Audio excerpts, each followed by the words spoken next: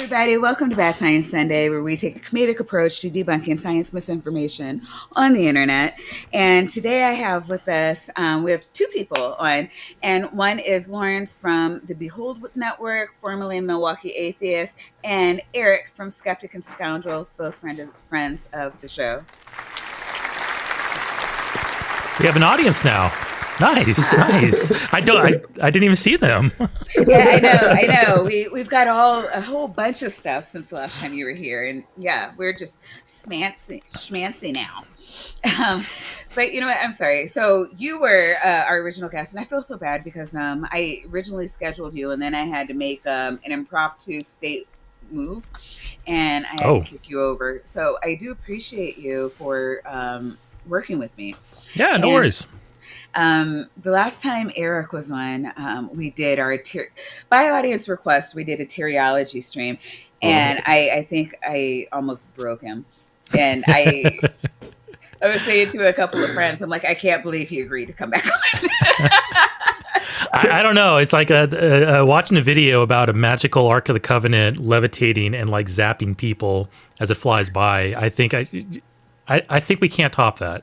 I think we peaked very early. I'm hoping we get some good stuff out of this, but I don't know if that's ever going to get topped. Oh, yeah. Actually, we've referenced that stream a lot, especially with a lot of the AI slop that's coming out lately. Yeah. And my goal is to start tackling more AI slop videos because I learned recently that YouTube is prioritizing those videos, and I'm like, like, I can't, like, this is, remember when we were all so upset at 2020?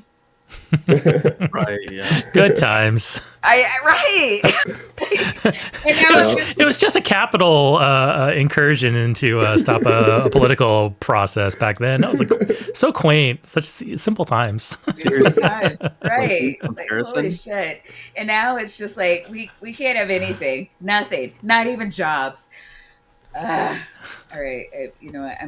I'm good. Eric, what's the elevator pitch? Who are you? What do you do? So my name is Eric. I have a channel called Skeptic and Scoundrels, which I do virtually nothing with at this point. I hope to do more stuff in the future, but you can catch me usually over on the line at least once or twice a month, where I host with like-minded individuals like Matt Dillon, T. Forrest Valkai, Erica Gutsa Gibbon, Oren Ra, and it's a live call-in show we host several times a week. And my next appearance will be on the 12th at 7 p.m. Central Time, and I'll be with Forrest Valkai. So yeah, catch us over there. We'll have good conversations, hopefully some good laughs along the way, and yeah, that's what I do. No, that's a good pair. My favorite pairing, no love lost, will always be Forrest and Erica. They just like their energy. God, if they had their own show, they would eclipse the line. Their 7, 8, 9 hour streams are epic. Yes. Oh my God. But certainly love seeing you there. I love your more grounded approach to it. Where it's just like, wait, how did we get here? Like, can we maybe just bring it down a notch and pretend we're talking about real things for a minute. I really do appreciate, a lot of issues I have with people on call lines where it's like kind of like this, it's a faux conversation trying to lure in the idiots, and which I don't personally appreciate. I really feel like you're there to have a conversation and to like reach people. And yeah, I try to, and it's like we have no control over who calls us. I mean, in the call screening process is literally just, what's your name? Are you on the ban list? Okay, we'll let you in. So we virtually have no control over really who calls in. But yeah, I'm there to have some, hopefully it's like meaty, good conversations. And I like street epistemology, so it's my kind of approach is breaking down why people believe. What justifications do they have? Is their confidence level in their belief justified at the height that they usually will, espouse it at? Mm-hmm. And if it gets really fun, you can find a contradiction in their position, and then things get really interesting. Watching them trying to like reconcile that real time. So, so that's kind of like what I like to do. Yeah, no, same. I mean, just even with my IRL conversations, and what I like so much about your approach is that I think we all have biases that blind us to our own internal contradictions. I have a lot of anti-theists in my audience that like say, "Oh, see, this is what they all do," and I'm like, "No, this is what we all do. It's human nature." Um, we have biases, and we confirm them. We actually have a term. It's called confirmation bias. It's kind of a thing the brain does, and we do it with absolutely everything. And it helps if you don't have an expectation that you're going to change somebody completely within a conversation. But even just pointing out the contradiction is enough to say, "Oh, I didn't know that was there." And it gives them like a tidbit to leave with, and maybe think about if they're going to change. It's going to start there. Yeah. So That's usually the way I look at it too. You're not going to, you're very, very, very rarely going to change somebody's mind in a single conversation, especially in front of an audience. The best thing to do is plant a seed or two, let them take that, and then go dwell on it on their own, away from the pressure of the conversation and the crowd and all that stuff. And then hopefully they'll do some honest self reflection and come back and have some new ideas. So it's usually the best approach, I think. I love you so much. All right. Also, who I love, Lawrence. Welcome back. How are you doing? Hi, I'm doing good. It's nice to be back. Finally have a Sunday off.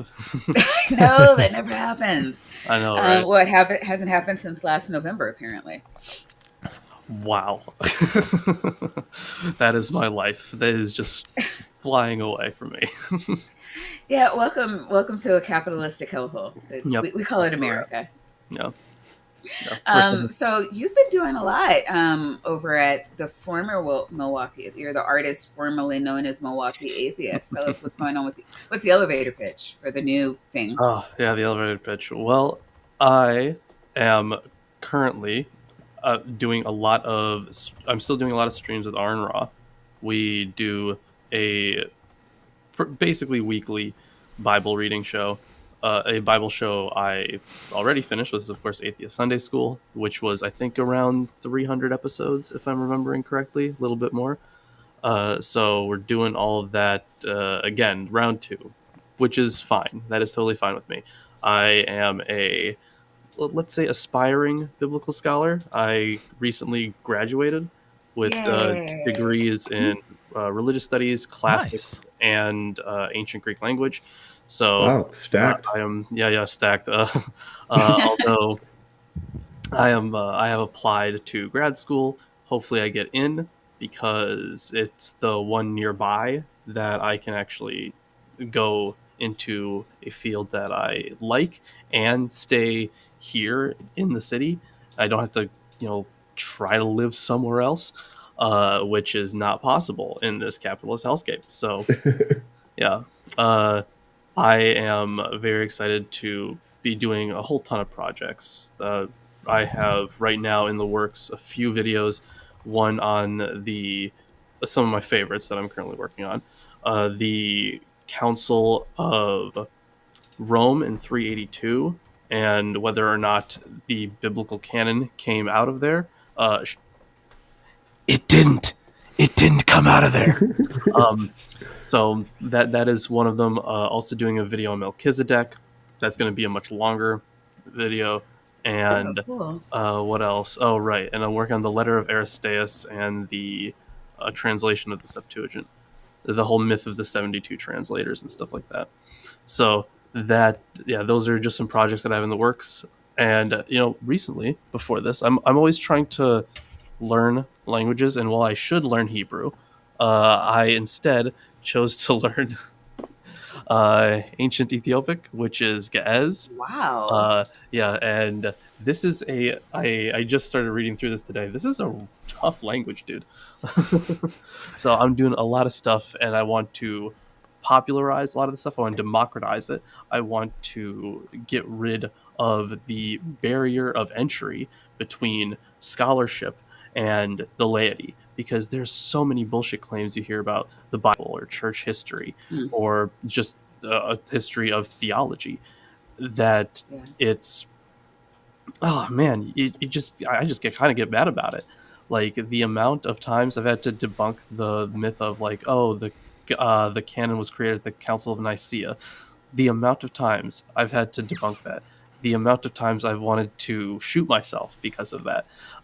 There's just so much bullshit out there, and I want to make sure everyone has the ability to get to good scholarship. And that's what I do on my channel. No, Nice. I think so. For me, I went to Catholic school, so we had to learn. There's 4 councils we had to learn about, and I don't really remember any of them.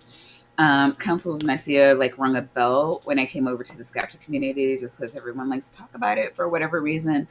But yeah, there were Council of bunch- Elrond. Elrond. The It's like council- that sounds like something that came out of The Ring. It's the chapter where they all meet in Rivendell to decide that they're going to destroy the One Ring. That's historical fact. That happened. Yeah.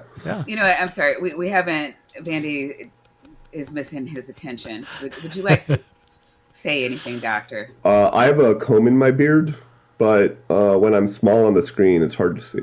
Yeah, I see We it. are all so proud of you. All right, here's your moment to shine. What are we talking about today? So today we are talking about who, more than anybody else, is the mascot of our channel. And no, I do not mean Jesus here on the Shroud. We're covering Roger from Mud Fossil University. Woo! Title of the video is Could Dark Matter Explain the Image on the Shroud of Turin? Hint, it appears it can. Hint, no, it fucking can't.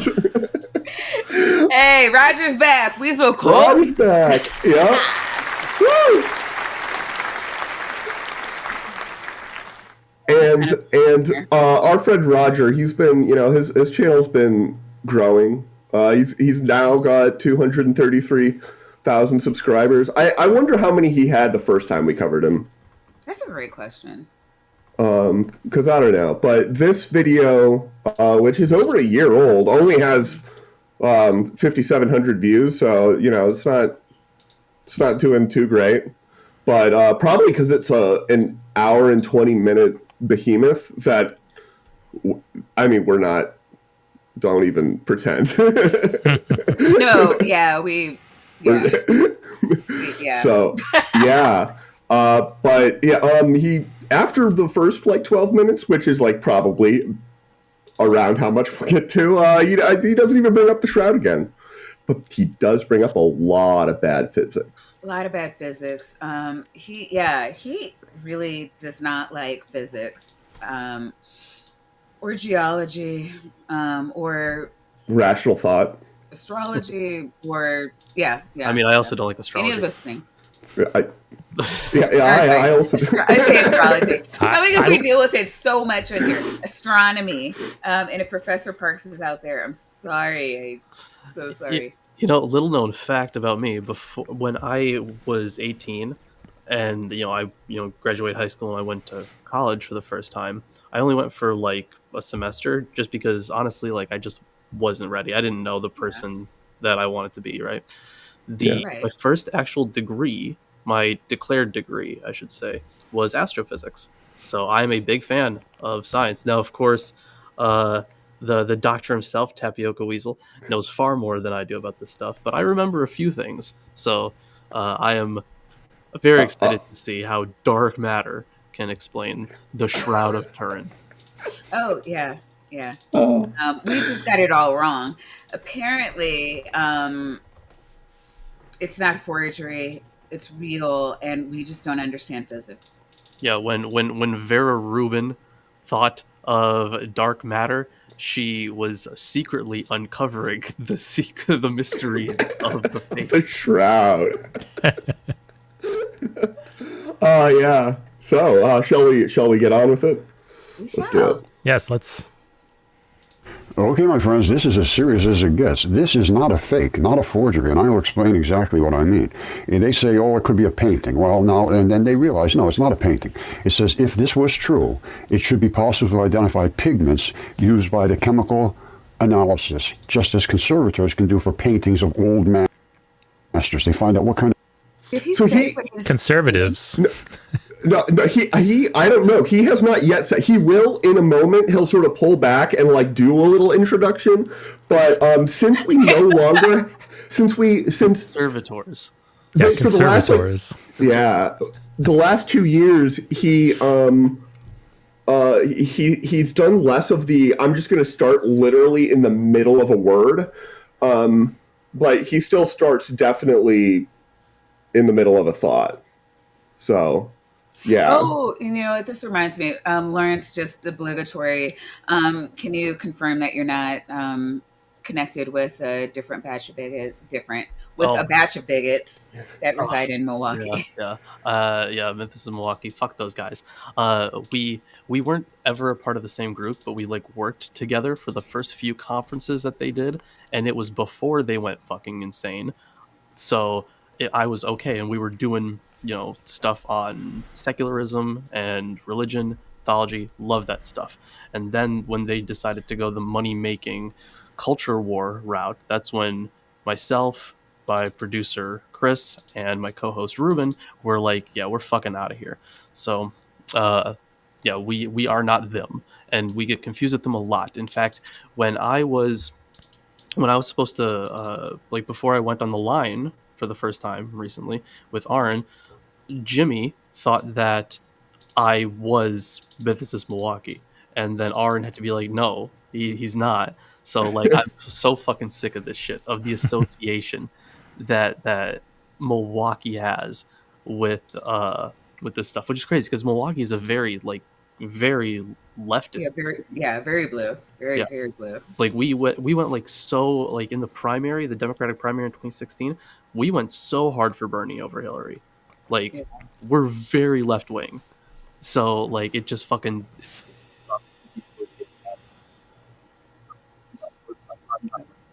Did he go, wait, is he going out for anything Something, other than me? yeah, Yeah. something happened. All Like right. your audio got replaced by a hiss for a moment there. oh Okay, It's you're good back. now. You're back now. Yeah. You're back, yeah. Yeah, okay, sorry. weird. But I will vouch for Lawrence. I've following Lawrence for oh god, when when was your demon summoning stream? Oh my god, that was what 5 6 years ago. Yeah. So I joined. I would say maybe a year before that. So Man, um, we should you have guys where was know your me. I demon am a summoning stream on our bingo card. I wasn't expecting that one. Yeah, we had these like what are they called, like donation drives, right? Like the moment we hit $666 in donations, we would do like something crazy, and our very first one was do a demon summoning. So we did a demon summoning. Shocker, no demon. Oh, you didn't I do it keep right. no. I Yeah, told that's them it doesn't work if you don't believe. Yeah, right. your disbelief put out these negative vibes, and that kept the demons away. The thing is, Yeah. you It is guys known. are trolling, but the comments who actually believe that were not trolling. Yep. No, I'm half trolling only because I know that that's the belief. That I mean it is. You see it in voodoo, you see it in hoodoo, you see it in. I mean, actually, a buck ton of New Age beliefs. It's like Christianity. If you don't really believe, God won't reveal Himself Yeah. to you. I mean, it is known. I It's say that half amazing. joking. It is amazing how people who have already fooled themselves and believe in these things will experience these things. It's really amazing. As Ralph Waldo Emerson said, I wouldn't have seen it if I hadn't had believed it. There you go. So yeah, I will lend my street cred to Lawrence. I've been following him for a while. You guys know my like bigot dar is tuned pretty high. Oh, and I don't know if you guys have met. Apparently, according to some bigots, I run a woke cult. And there, about 62 of them in the side chat right now. So Yeah, big ups. the W stands for weasel and for woke. It's great. Yeah, apparently we learned. So shout out to the woke cult. Oh yeah. So, do you guys have Yeah, I any know. thoughts so far about the Shroud? I you can tell you that convinced? from the times that from three separate labs, three independent labs, all confirmed that it was medieval, and that was like upon like first testing, and then, very recently, like people have there's a specific set of people, I forget their names, but they tried to prove that the shroud is actually real by doing some uh some, let's call it reflection analysis, where like they saw like how light reflects off of the fibers, and they compared it to I hesitate to say like plural here, because they compared it to other materials from periods, and how the light reflected off of those fibers, and they said, well, it's the closest to the one that would have happened in the the one from the first century. The How thing is, they only convenient. took one example from each of the periods, and they compared it to the one. And even then, if you actually look at their numbers in their paper, like No, you can't do that.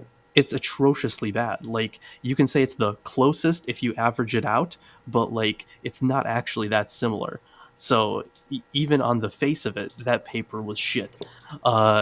And I also want to say that those same people, they have been trying to prove the Shroud of Turin to be real for for the past decade, and the past two papers they have released on it had to be Retracted. yes, retracted. Yeah. Oh God. So this is the first one that hasn't been retracted, and it still sucks. And even in the paper, they're like, "This is a completely new method that we're trying, so it might be wrong." Like, yeah, okay. If you do a new method and then later it turns out that it's just not a very good method, you don't really necessarily have to retract the paper. If you do a proper method and you just do it totally wrong, then you've got to retract. But It's almost like that they're biased and they have a clear goal in mind rather than just simply being objective and scientific about it. I mean, call me crazy, but it's the vibe I get there. You're crazy. Okay, then. Yeah. Well, I can be analysis, crazy and right, just though. as No, Yeah. I like that. It's like, yeah, I'm crazy, right? Crazy conservators can do for paintings of old masters. They find out what kind of materials that they use to make these patterns. Now, the STURP team found no evidence. You haven't of introduced any the STURP team, dude. Okay? Like, you just... He didn't introduce shit. He I just know. said, "Hi, folks. Something shocker du jour. Now I'm going to read something. I'm not going to tell you what it is." Okay, so Yeah. Roger, and here's how much street cred Roger has. He did DNA testing on a rock. Ooh. And we know that it's true because Because he of the said Word so. document that he presented the information to us on. I didn't even... I guess we have seen some version of receipt for that. Okay. Yeah, no, he showed that. Yeah. And we pointed out how the information he was giving us was on a Word document, and then we all laughed, Yeah. as skeptics do. or dyes on the cloth in sufficient amounts to explain the image. But They couldn't find anything. there were pigments or dyes. They just weren't in sufficient amounts. Okay. Nor are there any signs of it being rendered in brushstroke. So they would have had to go dot, dot, dot, dot, dot, dot everywhere to make these images if they were going to do that. It says, in fact, the image on the And linen... what stops them from doing that? It's like, I mean, do they have it can't be fake because it would have been really hard to make this fake. Like, okay, that doesn't tell you anything. yeah, they had absolutely nothing else to do with their time, than to make this fake thing out of like a bunch of fucking money. Yeah. I mean, people do spend an inordinate amount of time on things that they think will make them lots of money. Especially in the 12th and like 13th centuries, like they loved relics. Yeah. Like that was the point in time where like you would put relics, like many churches had relics. They claimed they had like a piece of the cross and stuff like that, so people could make pilgrimages to those churches. It was a very popular thing at the time. Also, this is the title of it is Sunday Afternoon on the Island of La Grande Jatte or something. I don't know how to pronounce it, but this is a pointillism painting here. And I chose this picture to give you an idea of how big it is. And this was done with like a toothpick and dipping the toothpick in a thing and then putting the point in Yep. for the entire the entire thing is painted like that. And so you can do it. There's several projects like this where a very unorthodox method of applying the pigment or whatever to the medium is done, where you'll use toothpicks or dots, or you'll use strings, or you use like dents in like using shadows and everything, like by changing the contours of the material. Oh, cool. Yeah. There are some really awesome art projects that take years to do. Yeah. And that's with, today, where we have very, very busy lives and all these other distractions and things we can do. Back then, like what was brought out, this is a time of like religious tourism. You want to draw people in for these pilgrimages so they can, bring their commerce and all that kind of stuff. Yeah, there's going to be a lot of motivation and a lot of time to do stuff like this. This is like not surprising at all. Like this guy's simply saying like, oh, doing this by dots would have taken forever, as if that somehow disqualifies that from consideration. But it's like, we see this all the time. Why wouldn't it be happening it back then as well? Yeah. And by the way, whenever we say that like his criticism of the thing is wrong, that's not us saying that that's what happened, because I've not looked into the Shroud. But yeah, and I do want to thank friend of the show, Two Guys Talking History, which is Daedalus Media, and the other guy for celebrating 7 months of memberships. And Daedalus says, my magnets bring all the scientists to the yard.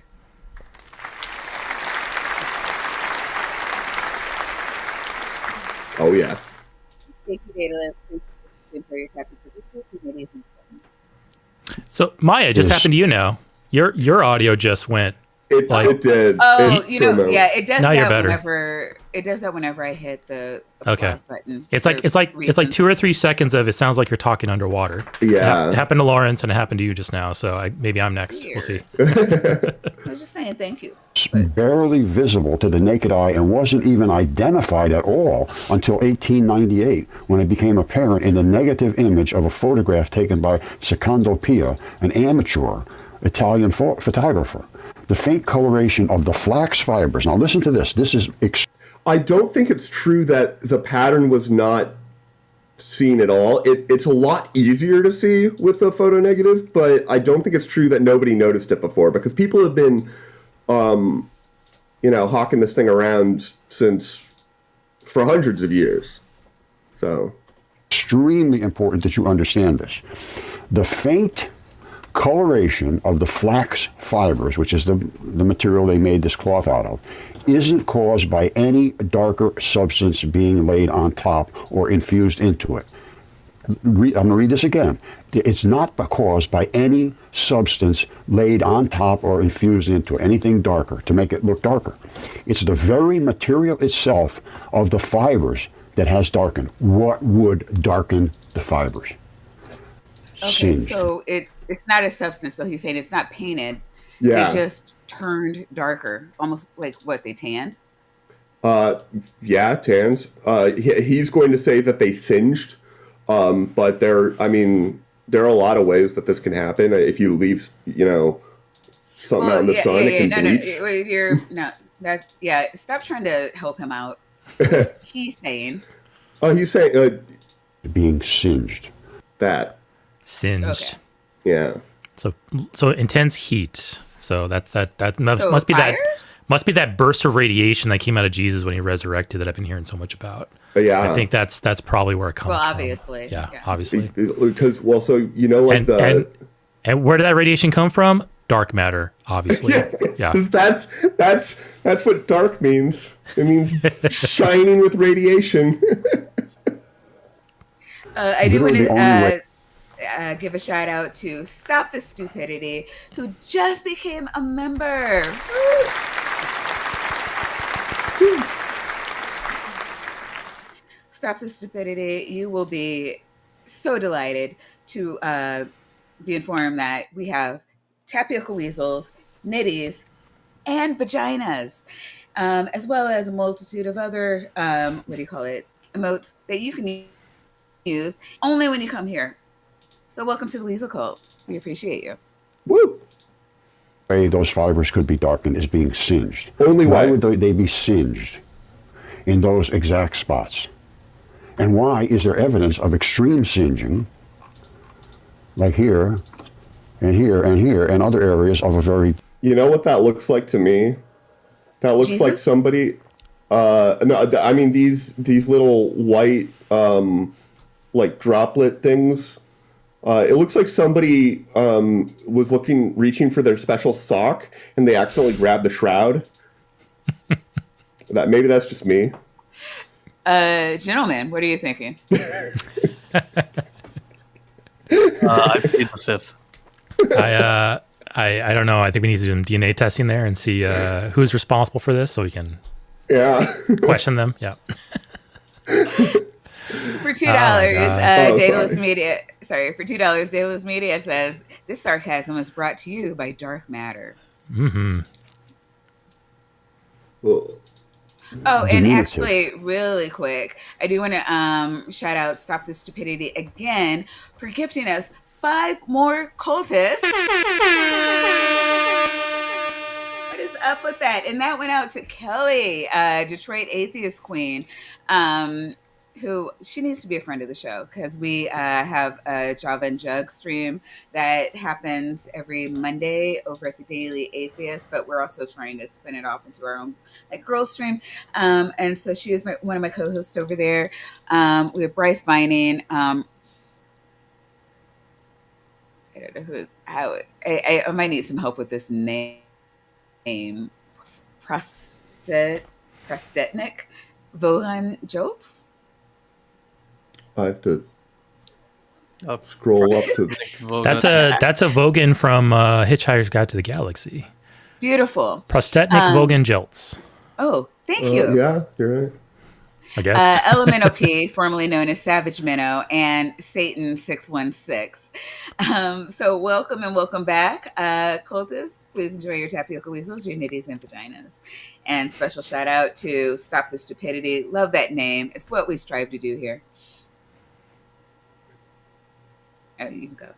Singeing, where it's just changed a bit now. They say, well, let me just continue. Hold on. All right, this is goes back to 2015. Yeah, so this is what he should have started with. This is the beginning of the article. This is like 9 years ago. And how did the Shroud of Turin get its image? And at this point, Pope Francis is going to venerate the famous Shroud of Turin. Now, what is the current position of the church? Do they have one on the shroud? I mean, they probably do, but just frankly, I don't care. If you're talking about the Catholic Church, actually, you know what? I have a video Hello, lovely people. My name is Emma. If there's one piece of news I love to read about, it's the discovery of an old-ass document. Call me a nerd, but I love it. I love to hear what the people of centuries past were thinking and talking about. And in this case, what they were thinking was, that musty old rag did not contain the body of our Lord and Saviour Jesus Christmas. Thank you very much. That's right, we got even more recent discoveries, adding to the pile of evidence that says the Shroud of Turin is not legit. What's that, my lord? You would never be wrapped in that skanky old robe? Clearly, if he was wrapped in anything, Jesus would have been wrapped in a Jedi robe. Hold on to your horses, it's all going to get a bit Dan Brown.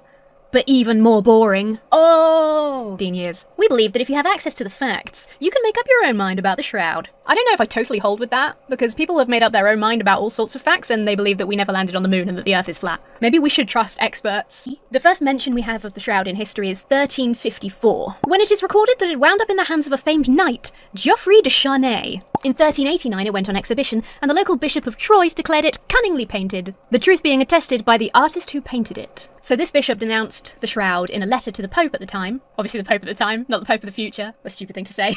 He denounced the Shroud in a letter to the Pope where he claimed that the artist who made it had confessed to forging this Shroud. The Pope allowed it to continue being exhibited. Oh, sorry. Oh, wait. What? All right. You know what?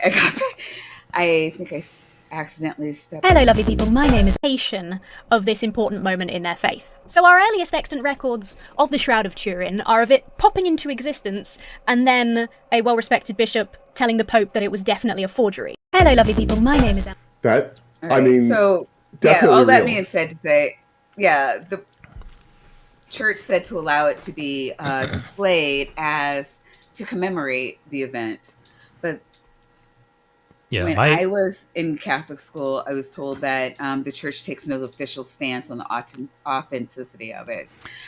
yeah, that's what I'm my researching here past about 2 minutes kind of confirms that. I've seen it on a couple places, and it makes sense because I mean, like, why would the church take an official stand on it and potentially divide its people on this issue when they can just simply keep it ambiguous and say do what you want with it, and then they can benefit from both sides? Yeah, it's a smart business decision. Yeah, and it's what the church has been doing ever since it was like. I don't think they ever had an official stance on it. It was always just, let God talk to you as God sees fit. Who are we to get involved with that?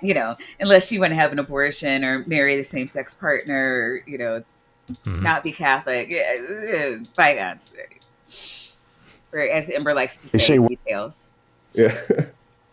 Whatever, nobody knows how it got its image on there. Whatever it is, it's a mystery how the cloth came to bear the image of a man. Science writer Philip Ball discusses the theories. This is my least favorite type of science writer. All kinds of theories and guesses and so forth. It says there's no shortage of hypotheses. Some suggest the image came about through natural processes. Some impute considerable... He's setting this thing up where he's like, well, we can't explain it via natural means, therefore anything goes. And it's like, no, you can still look at like the plausibility of all the different scenarios, and you can say, hey, if you were going to bet money, you're going to bet on natural means. Like if real money was on the line, you're going to bet on natural means, because that's all the examples of the stuff we have in the past. Like we still have a very clear line of reasoning and logic we can follow, and they're trying to paint it as, well, we simply don't know. So obviously we can choose whatever we want, and it's like, yeah, it's just this is just your desperate apologetics. When you desperately want something to be true, all you can do is point out what we don't know and just give that use that as a license to put in whatever you do want to have in there. And it's apologetics tactics, as old as time. It's so frustrating. Well, that's true. I do want to also ask, maybe he covered it earlier in the video, what is the site that he's reading off of? So he's reading, he presented it, where did he present it? Right here. Hold on. So it's this site. Let's see if we can get a better view of it. BBC News. There we go. Okay. Oh, okay. Okay, so yeah, the one that because very good at famously known for contemporary scholarship. Yeah, the news always gets science right. Like it's just a perfect filter for anything academic research related. It is known. Yeah. Kip Davis wants to know what's with the feather.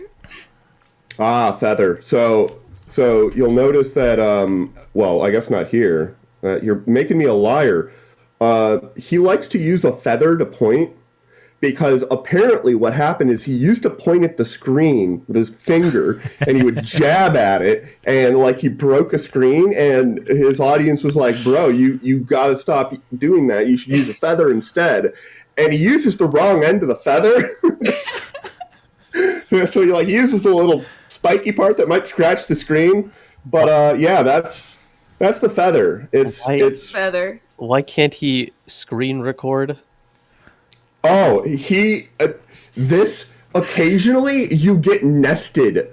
Like he will be covering a video of himself covering a video, and so the thing on the screen here will have his hand with the feather in it, and then like a smaller version, and sometimes it'll get like 3 deep. And so you'll see multiple of the taskbars on the side, and multiple of the label at the bottom where it says Mud Fossil University. And it will probably happen later in this video. There's no way it doesn't. There's no way it doesn't. This is 2008 YouTube is what it is. That's what this is giving. Yeah. Mm-hmm. Roger tries so hard. He does. He's really adorable. But let me see. Left-Handed Jedi has been a member for 20 months. Wow. Woo. And Jedi actually has been a supporter for so long. He has his own emotes. If Jedi is put them in here. Yeah, Jedi's. Shout out to Jedi. And Jedi says, "Who knows the hearts of evil men? The Shroud does." These are facts. Yep. Some impute considerable ingenuity to medieval forgers of relics. Others invoke wondrous physical processes associated with the resurrection. But do any have any merit? Well, I looked at all of them, and all of them. There's no way you looked at all of them. Every last one of them. He looked at all of them with his feather. Lawrence is like, no way. No. There are so many from so many different churches. There's no shot. I have multiple books that are, well, I think they're upstairs actually, but they are about relics and how many there have been purported. Like, there's no way he looked at all of them.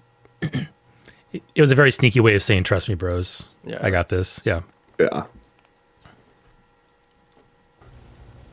No, they don't. They don't. They absolutely don't. They can't find anything. Well, we're going to get into it because I can tell you right now, as far as I'm concerned, that's as advertised. That was venerated as the Shroud of Turin, the burial cloth of Jesus Christ. And they didn't even know that it even had an image on it until they had invented photography and saw it as the negative. Not true. Then why would it be kept? Yeah. Right? They just just some random cloth. Exactly. Like the reason it's interesting is because it has like the ostensible image of a dude. Oh, actually, I got a book to sell you. I do want to show something. Titan sent. What did I do here?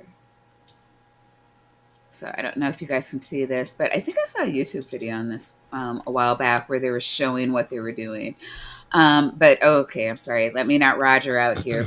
So this is from Reuters, well-known, respected journal of shroudology. October 5th. Oh my God, October 5th of 2009. Today's October 5th. I guess it's for future. Oh, hey, it is.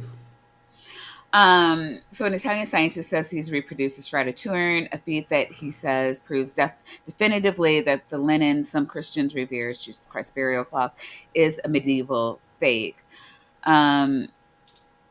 We've shown that it is possible to reproduce something which has the same characteristics as the shroud. What did he do? They placed a pigment, a linen sheet flat over a volunteer, and yeah, I read about that. Placed the sheet flat over a volunteer and then rubbed it with a pigment containing traces of acid, a mask that was used for their face. The pigment was then artificially aged by heating the cloth in an oven and washing it, a process which removed it from the surface but left a fuzzy halftone image similar to that on the shroud. He believes the pigment on the original shroud faded naturally over the centuries. They then added blood stains, burn holes, scorches, and water stains to achieve the final effect. All things that you could have done, in the medieval Europe. God, the Catholic Church does not claim the shroud is authentic, nor that it is a matter of faith, but says it should be a powerful reminder of Christ's passion. One of Christianity's most. Yeah. So yeah, that's pretty much saying how they did all that stuff, and then there's filler. And then I love the comment from the scientist. If they don't want to believe the carbon dating by if they don't want to believe if they don't want to believe carbon dating done by some of the world's best laboratories, they certainly won't believe me, he says. Yeah. Some people can't be helped. Yeah, and I will be right back. Somewhere a band of Tangelo is screaming in the side chat. Realized there was an image on there, as far as I know. And then all of a sudden it showed up when they could see it as an image on it. So we're going to go through the history, and they went into some deep detail on this. I was surprised they did as much as they did. And this goes back to, I think, 1978. Somewhere around there, 1978. Yeah, right there. It studied in 1978, an international team of experts. And I looked through what they studied, and they did some detailed work on this. And they found that you just totally don't understand or respect or anything. That the actual fibers themselves were basically singed a little bit. And that's what created these patterns. Now, why would they get singed? And then they're trying to figure out who could singe him and how could they singe him. Could they drape a cloth over like a statue and then heat it up or something? It sounds like they could do that. I mean, Yeah. it sounds like some guy did do that, in fact. So that it would singe only in areas that were touching. I mean, they did some pretty good work on this. But I can tell you what, I'm going with the fact that that was actually the emanation of the atomic bomb blast, just like I showed you. Jesus was an atomic bomb when he got resurrected. Okay. Now, I have to say, mean, just in case obviously. people are unclear on the matter, if you put a piece of cloth over an atomic bomb and detonate the atomic bomb, you're not going to have Jesus's face on the piece of cloth. You're not going to have a piece of cloth. It's going to be... But Tap, it was a magic atomic bomb. You got to understand that. It's not a normal atomic bomb. It's not normal science. This is magic science going on here. You have to understand that before you can believe any of this. Obviously. What the hell is a magic atomic bomb? It's an atomic bomb, but it's magic. It's easy. It's easy. Yeah. It's an atomic bomb blast. All right, so Oh, wait, we good gotta... work on this. Oh, Lawrence isn't here for that. Oh, no. Oh, come My on. my brain cells are experiencing an atomic bomb blast right now. Yeah, right? Oh. But I can tell you what, I'm going with the fact, just like I showed you. Actually, the emanation of the atomic bomb blast, just like I showed you. Oh, man. All right, so what else can we learn from this? We know The desperation that these people have to make this real, it's hilarious. Yeah. Jesus Christ was crucified. It appears he was crucified through the wrists, this has always been in discussion. Was it through the palm of his hand? He would have ripped it right off. It appears they went right in between the bones of the wrist. I think he's just saying that because there's a bright spot That's what it looks like. right there. Oh, By the dude's, like, where he crossed his arms. But not on the other. On the other side, it's quite dark, Oh, right? Yeah. So maybe they buried him with his Fitbit still on. that would make sense. Yeah, Yeah. he was getting those steps in right till the end. Yeah. Lawrence. Well, I gotta wait until he puts his ears back on. So we're getting to the meat of the matter here. Yeah. The emanation real of quick, Lawrence. Chrissy says hi. We love Hello, her. Chrissy. pretty good work on this. But I can tell you what, I'm going with the fact that that was actually the emanation of the atomic bomb blast, just like I showed you. Yep. All right, so Atomic bomb blast. Yeah, this is caused by Jesus exploding as an atomic bomb, as one does. Well, no, Which is only a the sons of God, or God himself as his own son. Yeah. Yeah. this has always been in discussion. Was it through the palm of his hand? He would have ripped it right off. It appears they went right in between the bones of the wrist. That's what it looks like to me. Every single square inch of his body, his back, the back of his head, everywhere. The only place that isn't scourged is his face.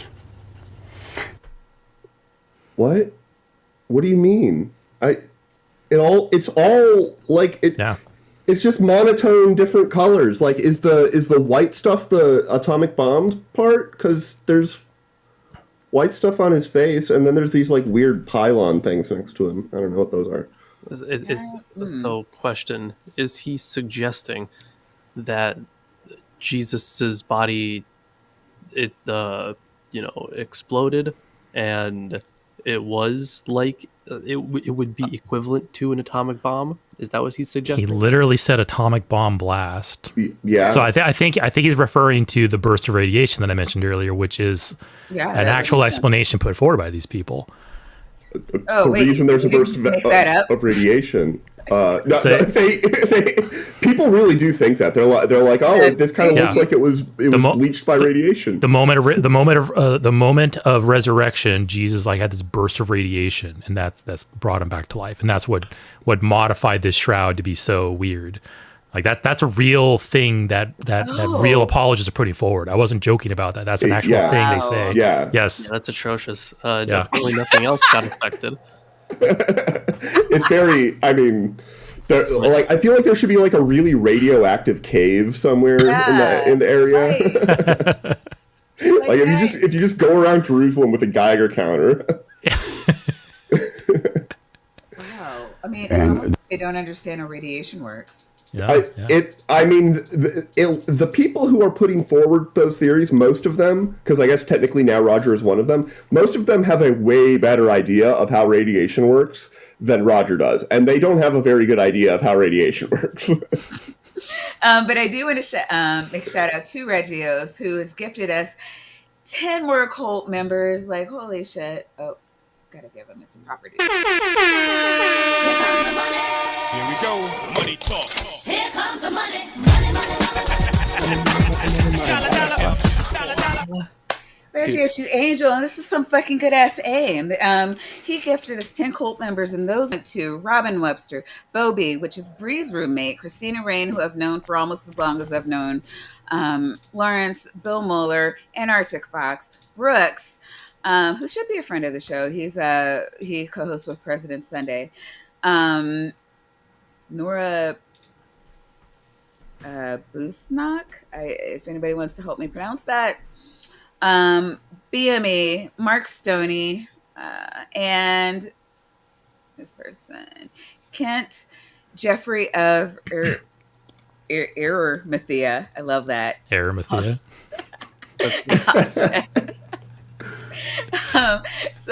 Welcome returning and new cult members. Please enjoy your tapioca weasels, your nitties, and vaginas. And Regios, thank you. Great aim there. Also, I do want to note, good choice on the Shane McMahon theme song.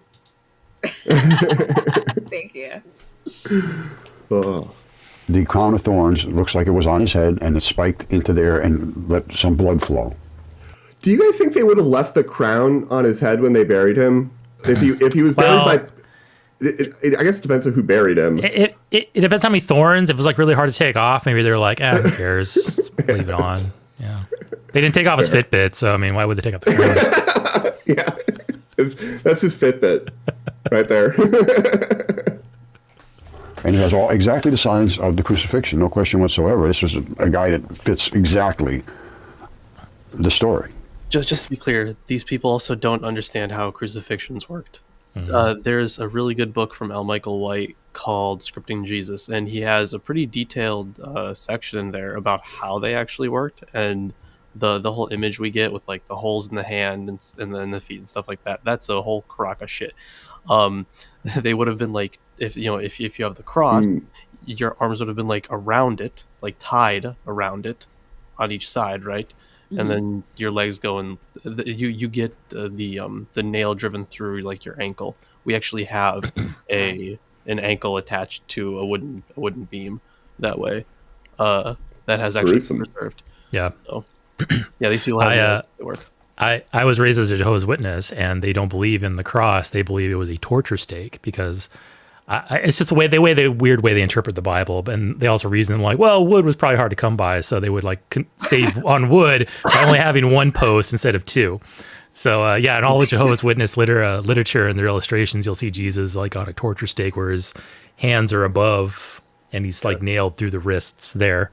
Yeah, really hard for the government to come by wood. Save that one plank of wood.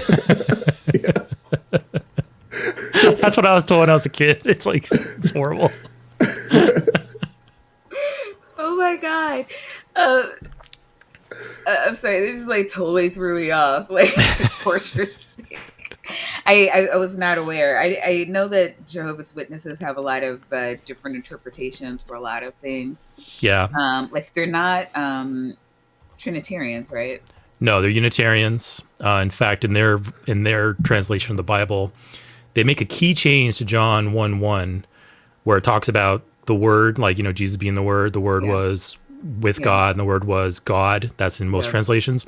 In their translations, they say the Word was with God, and the Word was a God. Yeah, because they're trying to downgrade. They're trying to downgrade Jesus from that divinity to God's Son. I remember having to look at different Bibles, and I always went through 1 John 1:5, because that would determine if there was a couple of different ones, but that was always the first verse I looked at to see if it was a real Bible.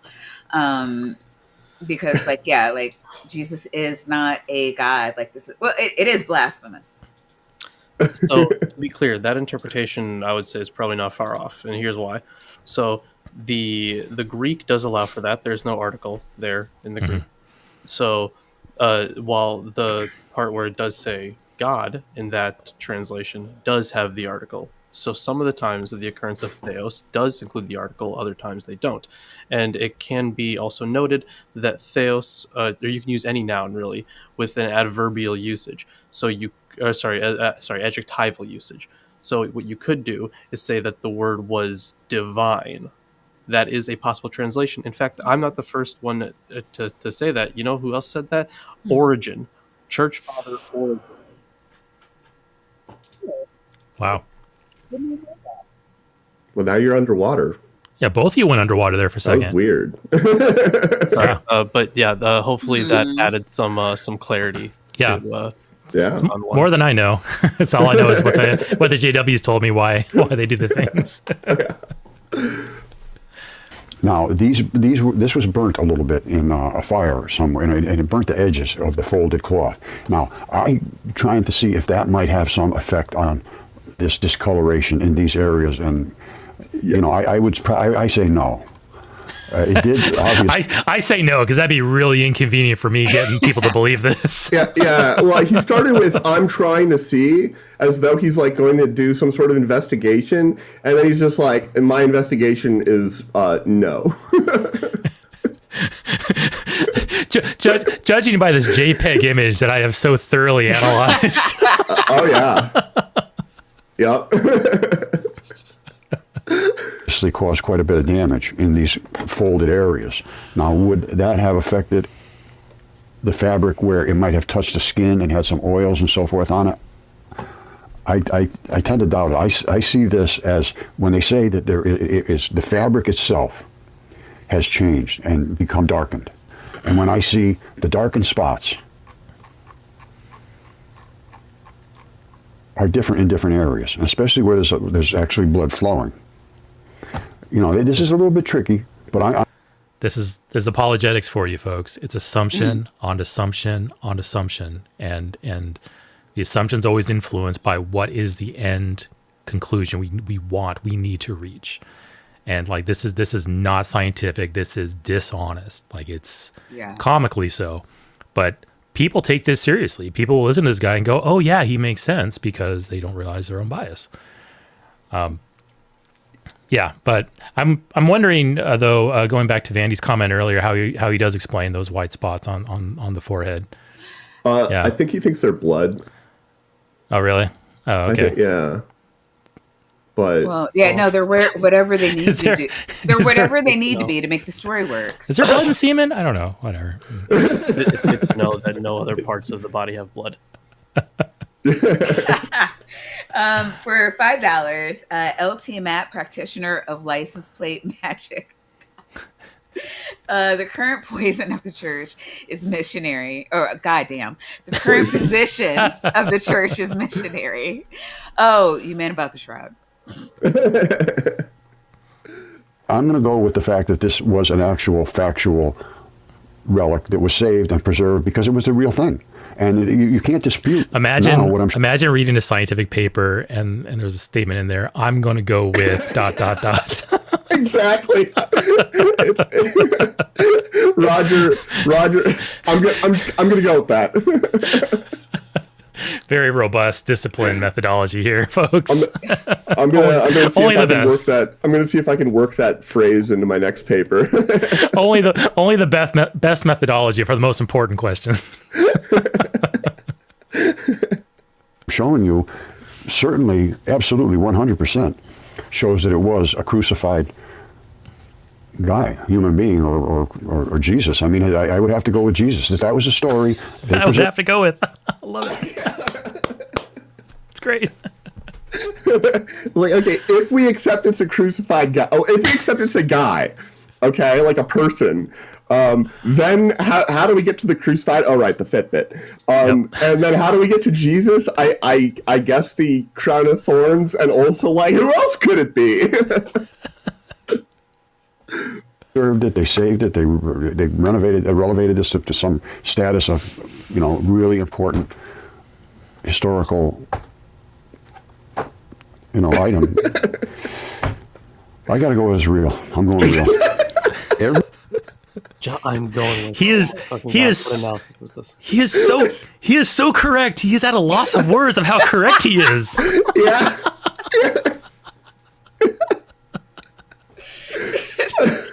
We don't need to invoke evidence.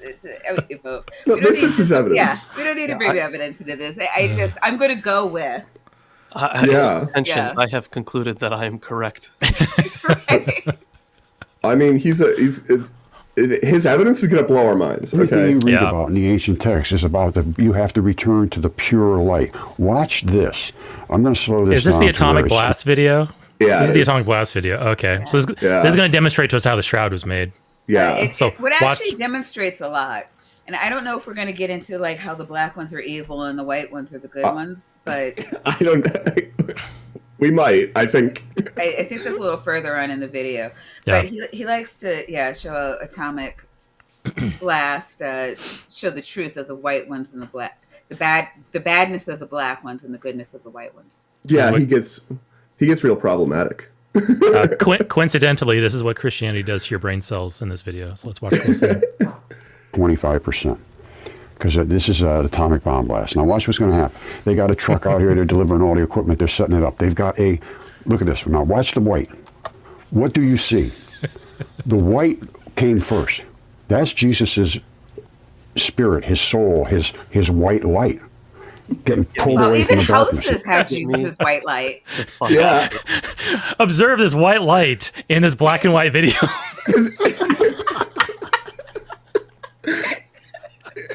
It's Jesus' white light. Spirit, his soul, his white light. Getting pulled away from the darkness in his body. And the white light is singeing the fibers as it goes out back to heaven. You know, this makes sense Now- because it's a very common. I mean, this happened a lot back in the first century. Where they would atomic blast the soul right out of a house. Yeah. So I wish to offer a very plausible explanation for this here. This was a very common occurrence back then. Whenever you had a loved one that died and you've received the body and you got to prep the body for burial, it happened every once in a while. But when you reach for the spices and stuff and the preservatives that you want to pack the body with, sometimes when you reach up on that shelf, you accidentally grab the uranium instead of the spices, and then you pack the body with uranium, and then you'll bury it. And this happens. Very, very well. It's rare, but it happens. Good science. So that's just science. And good history. Yeah. Everyone's reached for some spices on their shelf and accidentally grabbed the uranium. I mean, it just happened. I mean, I can't tell you how many Thanksgiving dinners I've ruined.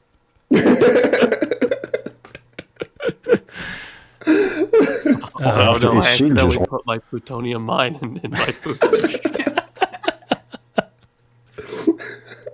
All the way, watch. Singe, singe, singe, singe, singe, because it is removing the white particles from the black, sending them back to heaven. And now the black comes after it, chasing after it, and smashes the house down. Whoa, we wait.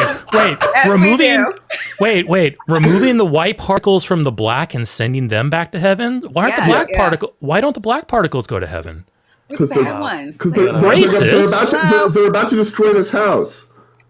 Sending them back to heaven. He And now suddenly the turned black this into a racial thing. I'm sorry. Yeah. Oh, yeah. comes after it, chasing after look, did I not do the disclaimer? Now the black comes after it, chasing it, and smashes the house down. Oh, yeah. Yeah. Yeah. Can't help This is just myself. all Black. singed. Man. Boom, here comes the black part. Oh, And see, that's everything... what the black one did. Yeah. The white one, filled it with its the holy light, and then the black one came and just destroyed the house. I thought you were gonna say holy nut, and I was like, No, we save all that for the Dr. Kip streams. So Yeah. He loves mythicism so The much. holy nuts. Actually, you know what?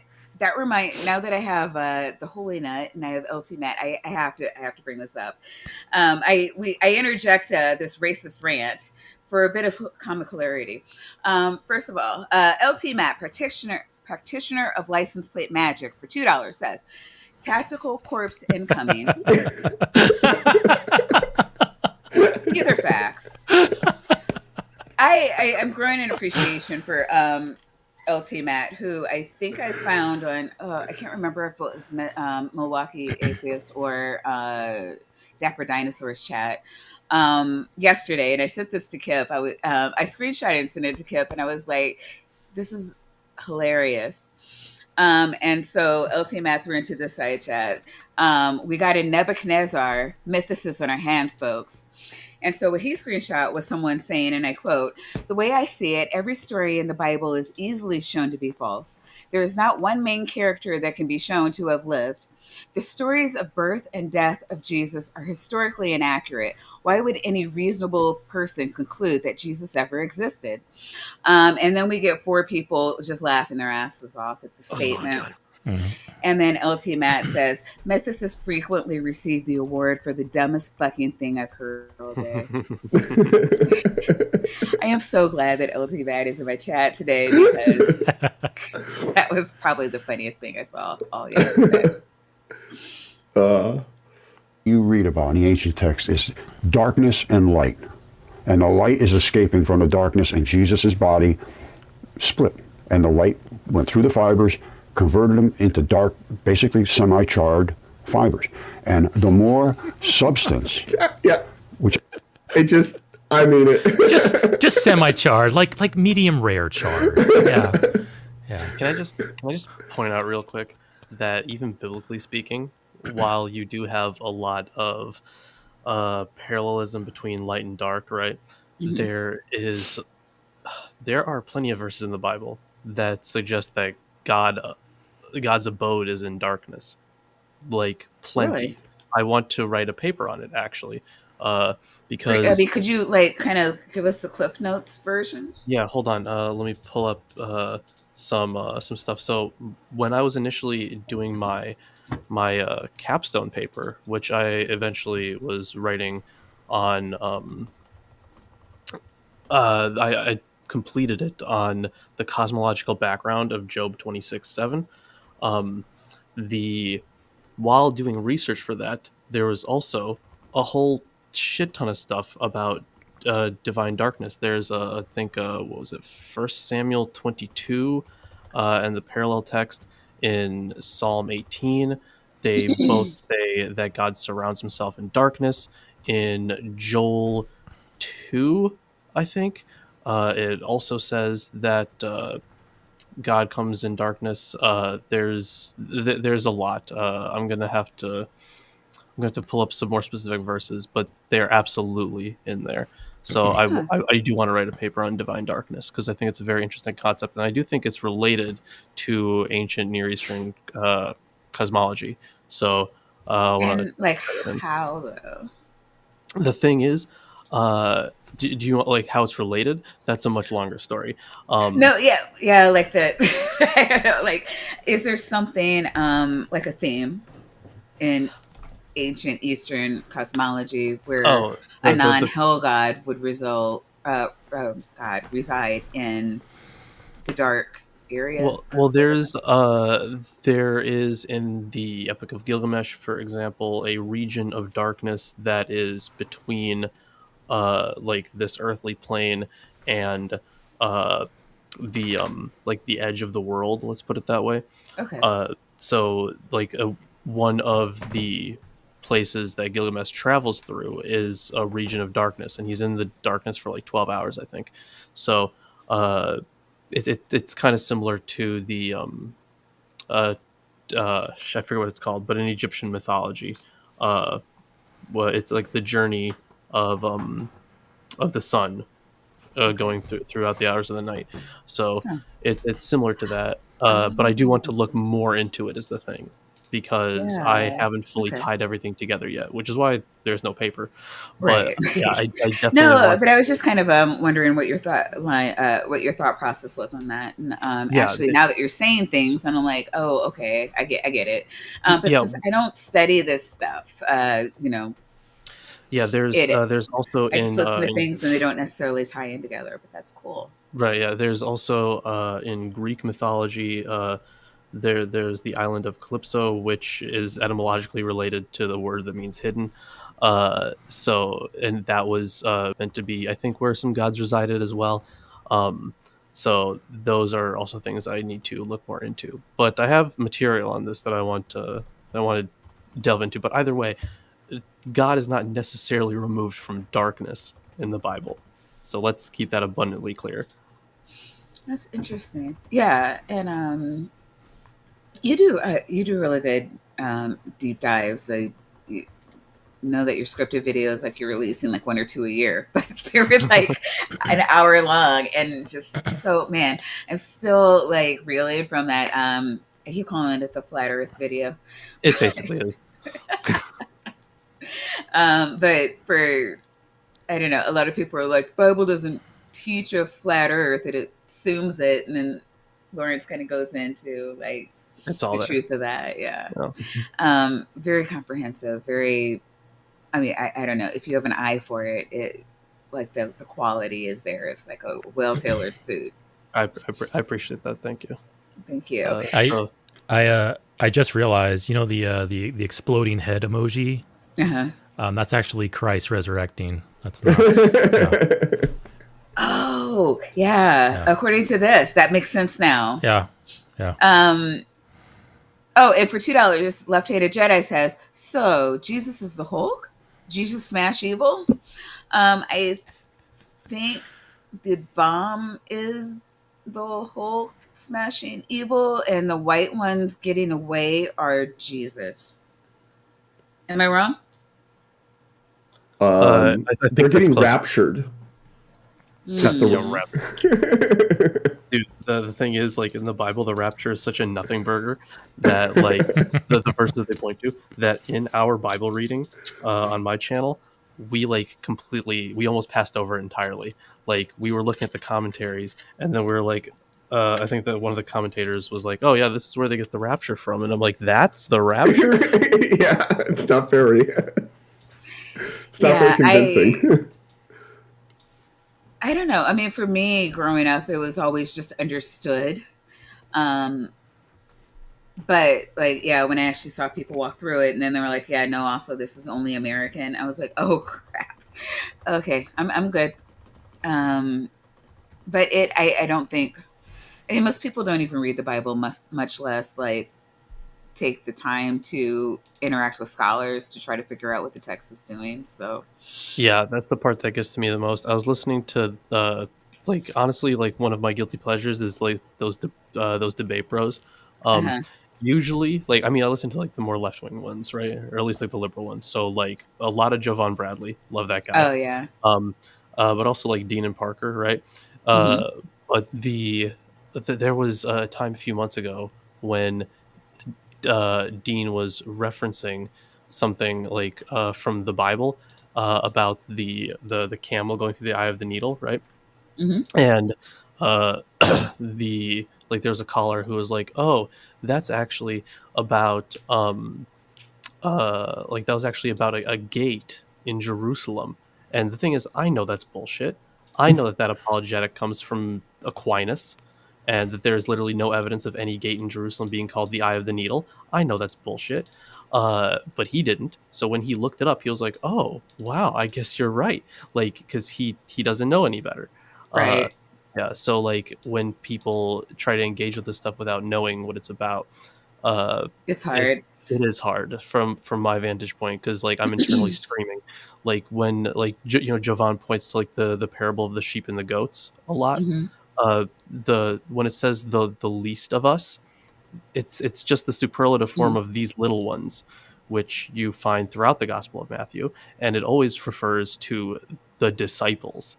So it again also refers to the disciples, and Oh, he's interpreting it wrong, which he's using it I for never good, knew that. but he is interpreting it wrong.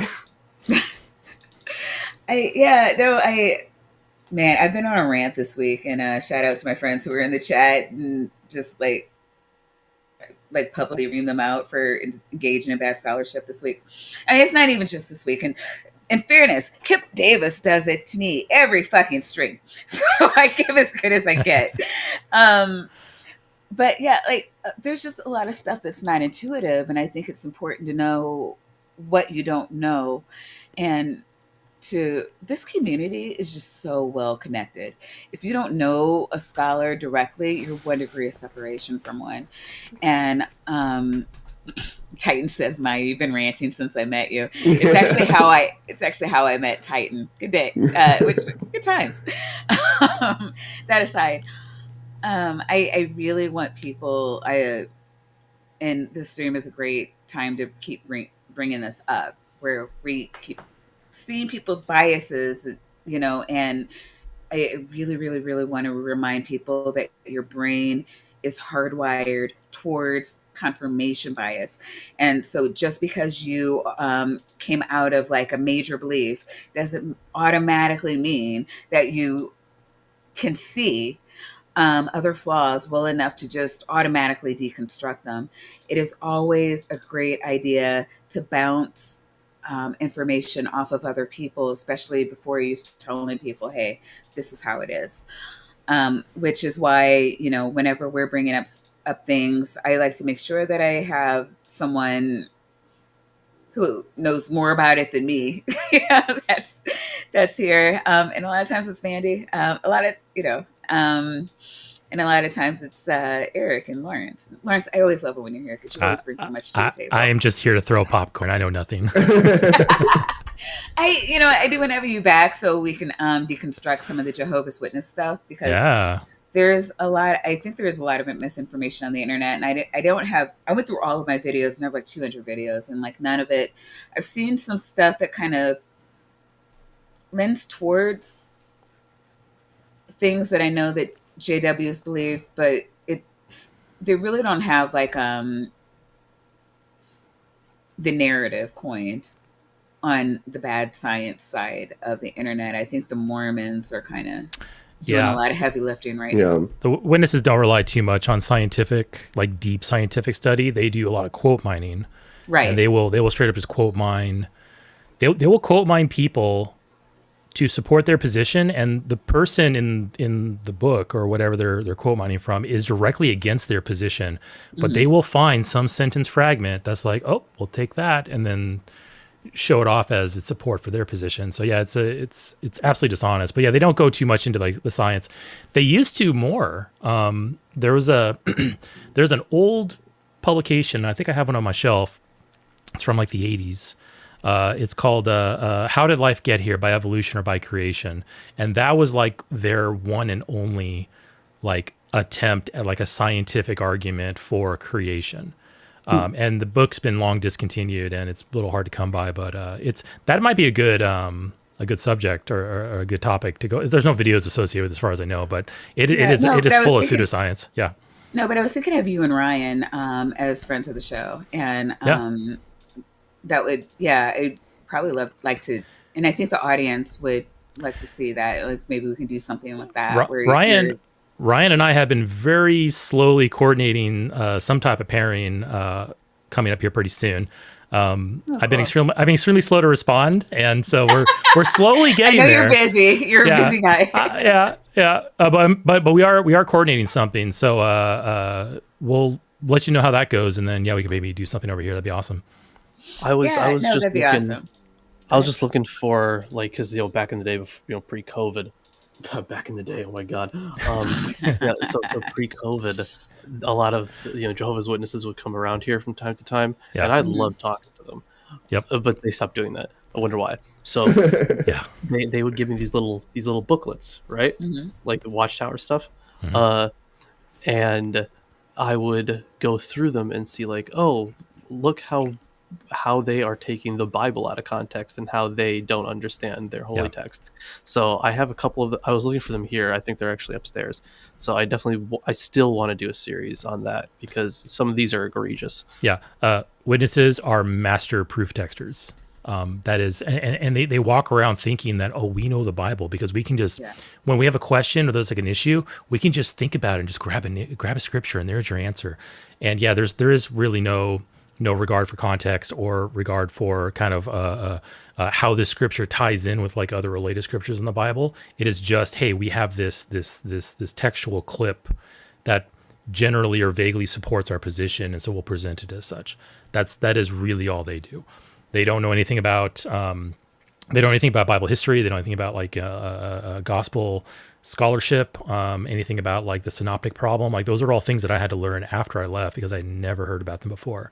Right. While, they wouldn't talk about them. Yeah. While thinking I was super knowledgeable in the Bible back when I was a witness. And it's a very, very ripe field for cultivating or for harvest when it comes to content like this. Yeah.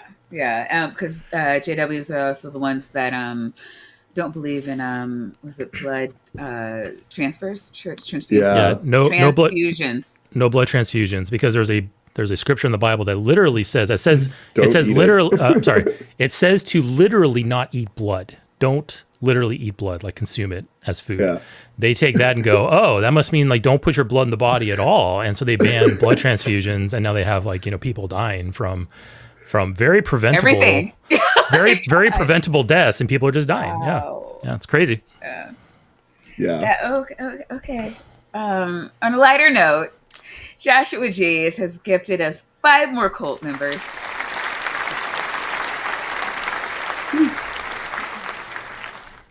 And today, Off a comment. Tori Swan Sicker, Austin Sims, Not That Kate, Toasties Van Bild, and Kibble Bee's mom.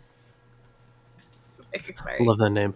I did have a question. It's kind of based off of something in chat that I saw. Yeah, JWs don't do blood transfusions, but organ donation gets a pass. Yeah. So are okay? So I would think then that you are also. Are you allowed to donate blood as a JW? Because you're not allowed to. That's a good question. Donate it. I think everyone just assumes that since you don't accept it, you don't give it. But I don't think there's anything. I bet there will be some elders who'll get super bent out of shape over, blood transfusions are a sin, and by donating blood, you're promoting that sin in somebody else. So they'll probably have a position against that, like that. But I've never seen anything explicitly mention it. It's probably there, and if I had to bet money off the cuff, I would probably say it's also prohibited. But yeah, organ donations seem fine. Blood fractions seem fine. And they have like documents and literature on like breaking down the different blood fractions and which is okay and which isn't. And it gets super duper like means. Technical. Blood fractions, breaking blood down into its components like plasma and white blood cells, red blood cells. So you can have a transfusion of like the individual parts. Only some of the individual parts. Only the red ones. Only approved parts of the blood, and I believe red blood cells are not approved, and also white blood cells are not approved. But like plasma, I think you can do, and it's a cult. Why does humanity exist? It's a cult. They gotta control things. They're very the governing body. The men in the governing body are very insecure old men, and they need to control everything because it's a cult. Gotta be fucking lawyers about everything. Oh my god. Yeah. Wow. Wait. So, did an elder need something having to do with one of those things? So now it's okay, or?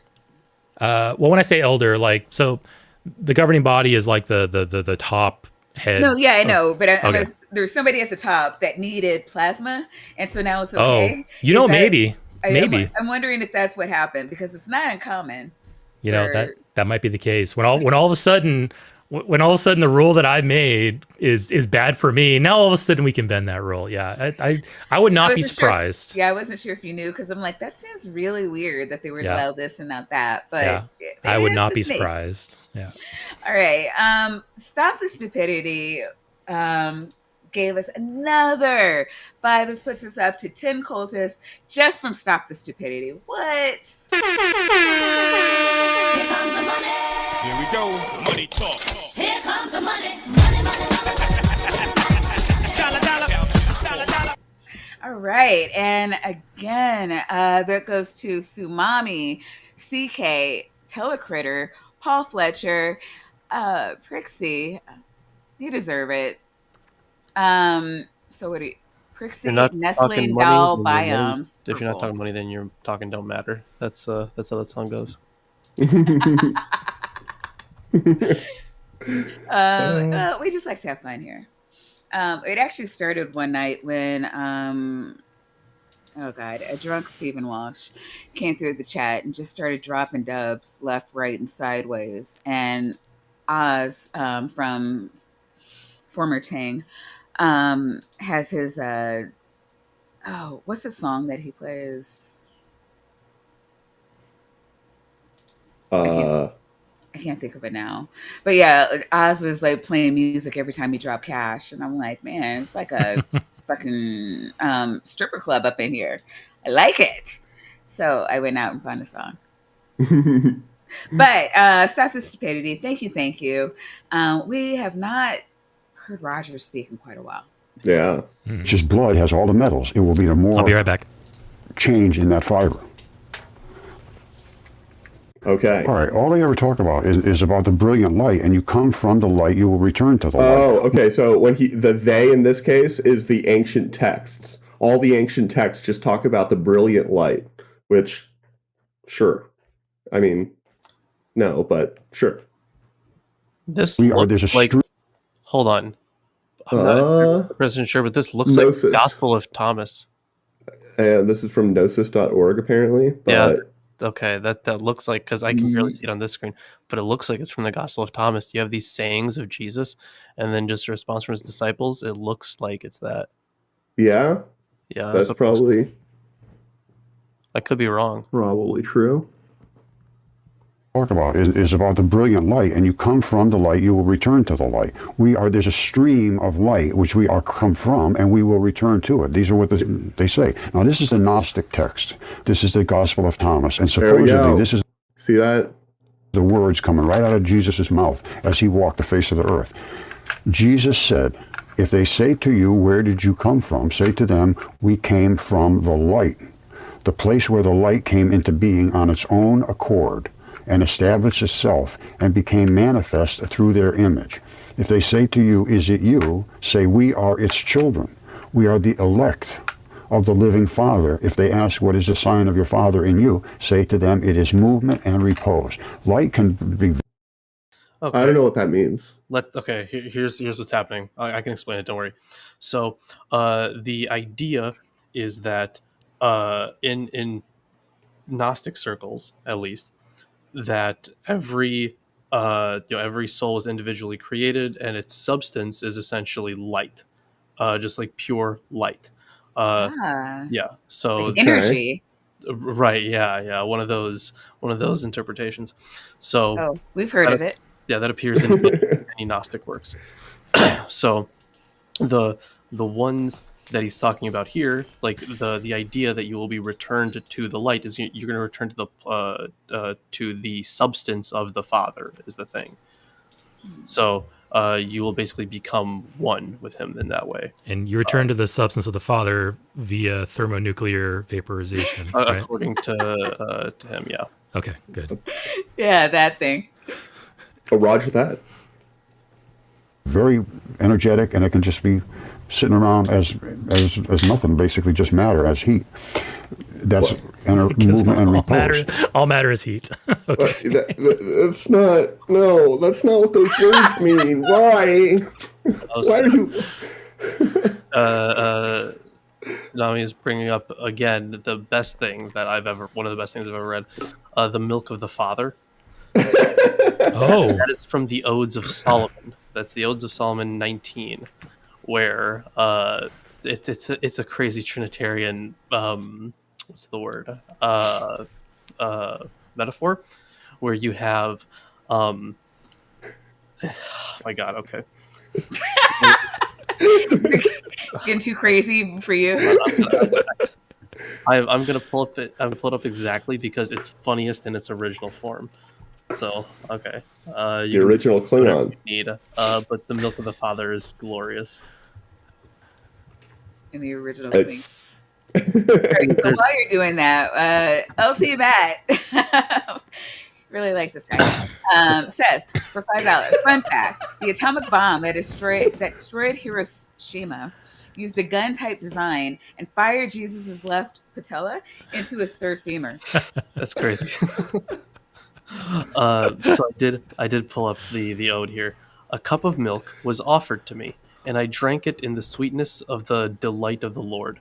The Son is the cup, and he who was milked is the Father, and the Holy Spirit milked him, because his breasts were full, and it was necessary for him that his milk should be sufficiently released. And then the Holy Spirit opened his bosom and mingled the milk from the two breasts of the Father, and gave the mixture to the world without their knowing. And then it goes on for a little bit. But yeah, it's the absolute What? best thing. The Odes of Wait. Solomon. And Where some of does that one milk, find this? dribbled We- on Jesus' head before he was wrapped, and that's where the white marks are coming from. Is this Right. was this Yeah. near the cosmic sperm bank that Carrier talks about? No, think- I I don't think think it actually was. Actually, it might have been because it's been a while since I read it. But since I read OHJ at least. But the thing is, we covered this on our apocryphal podcast, which was kind of going along with. It was our Friday show while we were doing the Bible. So we Was have it real about though, or was it just 50 episodes of apocryphal? that. Well, I mean, so there it's not apocryphal in the technical sense. It's technically pseudepigrapha, but yeah. It's So it's one of Brigwin the- says that this confirms that God is trans. yeah. Right. Glad we solved that. I'm gonna go with yeah. There you go. Matter settled. For $2, Melly said we should serve yellow cake during communion. Yellow cake is a type of uranium ore. Yes. Uh, Yeah, It, the it most- shouldn't be. It shouldn't be communion. It should be communion. I'm sorry. Yeah. By the way, I'll be quiet now. If you find you can like buy like I had a rock collection growing up, and I still have it somewhere. And I actually do have a chunk of rock that has like little yellow uranium crystals in it. Most uranium out in the world is 238, and it's like radioactive, but it's very mildly like you shouldn't eat it, but probably it'd be worse for heavy metal poisoning than it would be for like radiation. I don't actually know, but I mean, yeah, we don't. there's a reason actually- you have to enrich it. Not Yeah, like yeah. plutonium. I mean, All you know- plutonium is bad. We don't condone poisoning all Catholics in the world. The algorithm, it's a joke. Yeah. Cuneiform guys like it's not that dangerous. It's still it's not. No, moving on. Where did we come from? The light. The only other place I know where the light comes on its own accord is from the sun or luminous bodies like stars and so forth. And those only place- are like atomic bombs in space. I mean, yeah. Only place that light comes from, even though everything with any amount of energy gives off Yeah. light. Am I right about that? Yeah, I think yeah, you anything are. that puts off heat puts off a little bit of light. Right. Yeah. Yeah, anything that has a temperature Yeah. is going to emit thermal radiation unless it is perfectly reflected, which doesn't exist. So yes. It came into being on its own accord. It just light is just spewing out of there. It's because we're rubbing through the universe and scrubbing all that heat out. Rubbing and scrubbing. We're rubbing through the universe, scrubbing that heat off. I have no idea what that means. Okay, like radiating the heat off, I'd be like, hey, he said a thing that was accidentally correct. The funniest type of correct. Not the best type, but it is the funniest type. And we are its children. We are the children of the light. And this, the Shroud of Turin, as far as I'm concerned, is The Route of Toyn. I'm going to give the captions here at the bottom. call out there. The Route of Turin instead of the Shroud of Turin. Product of the light coming out through there. That's all. The Shroud of Turin is the product of, I'm going to call it. What an argument. Only thing I can conclude after seeing that there was no residue, no dyes, no this, no that, it was a discoloration of the actual fibers. And this stuff here is not red ochre and just nothing red oxides, it's blood. And so they really dismiss everything in academia, and they just throw these words, oh, that's just red ochre, that's just iron oxides. Well, what do you think blood is made out of? It's made out of... He's doing that thing where it's a screen and a screen. Yeah, he is. There we go. Oh, yeah, you're right. I told you. Yeah, hey, See? yeah, we said we would probably get to it. Like, there's no way it's not in the video somewhere, but like, yeah, we got it. I love it. And he does it, and you can even see he still has his like the little piece of wood there and everything. It's right there. But weirdly, in his current one, he doesn't have his Mud Fossil University thing over the scepter. I guess. Scepter, yeah. Scepter, yeah. You're right. That's definitely a silent S. It's a budget. That's a budget monitor. Yeah. Normally he's got because it fell off. You can see it's got a little. It's this thing, and it's got the little sticky tabs, but it fell off. So, yeah, this happens a lot. 100% iron. Wait, did he just say that blood is 100% iron? What do you think blood is made out of? It's made out of almost 100% iron. Almost 100% iron. I mean, let's steelman that for a minute and talk about just hemoglobin. Also, not remotely 100% iron. I'm looking this up. Okay. I think hemoglobin only has like a little bit of iron. I don't. Yeah. All right. The average volume of the human body is about 70 liters. How much does 70 liters of iron weigh? I want to know how much I really weigh. Yeah, just your real weight. Or sorry, your weight minus the amount of iron. Yeah. Oh, Google's not answering it. I'm about to go deeper. Oh, terrible. I got to go to All right, perplexity. so the average amount of iron in human blood is approximately 2.5 grams. Hemoglobin is a protein in red blood cells that accounts for about 70% of the body's iron. Each gram of hemoglobin, God, I can't talk today. Each gram of hemoglobin contains 0.34 grams of iron. Oh my God. So at 3.4%, I think.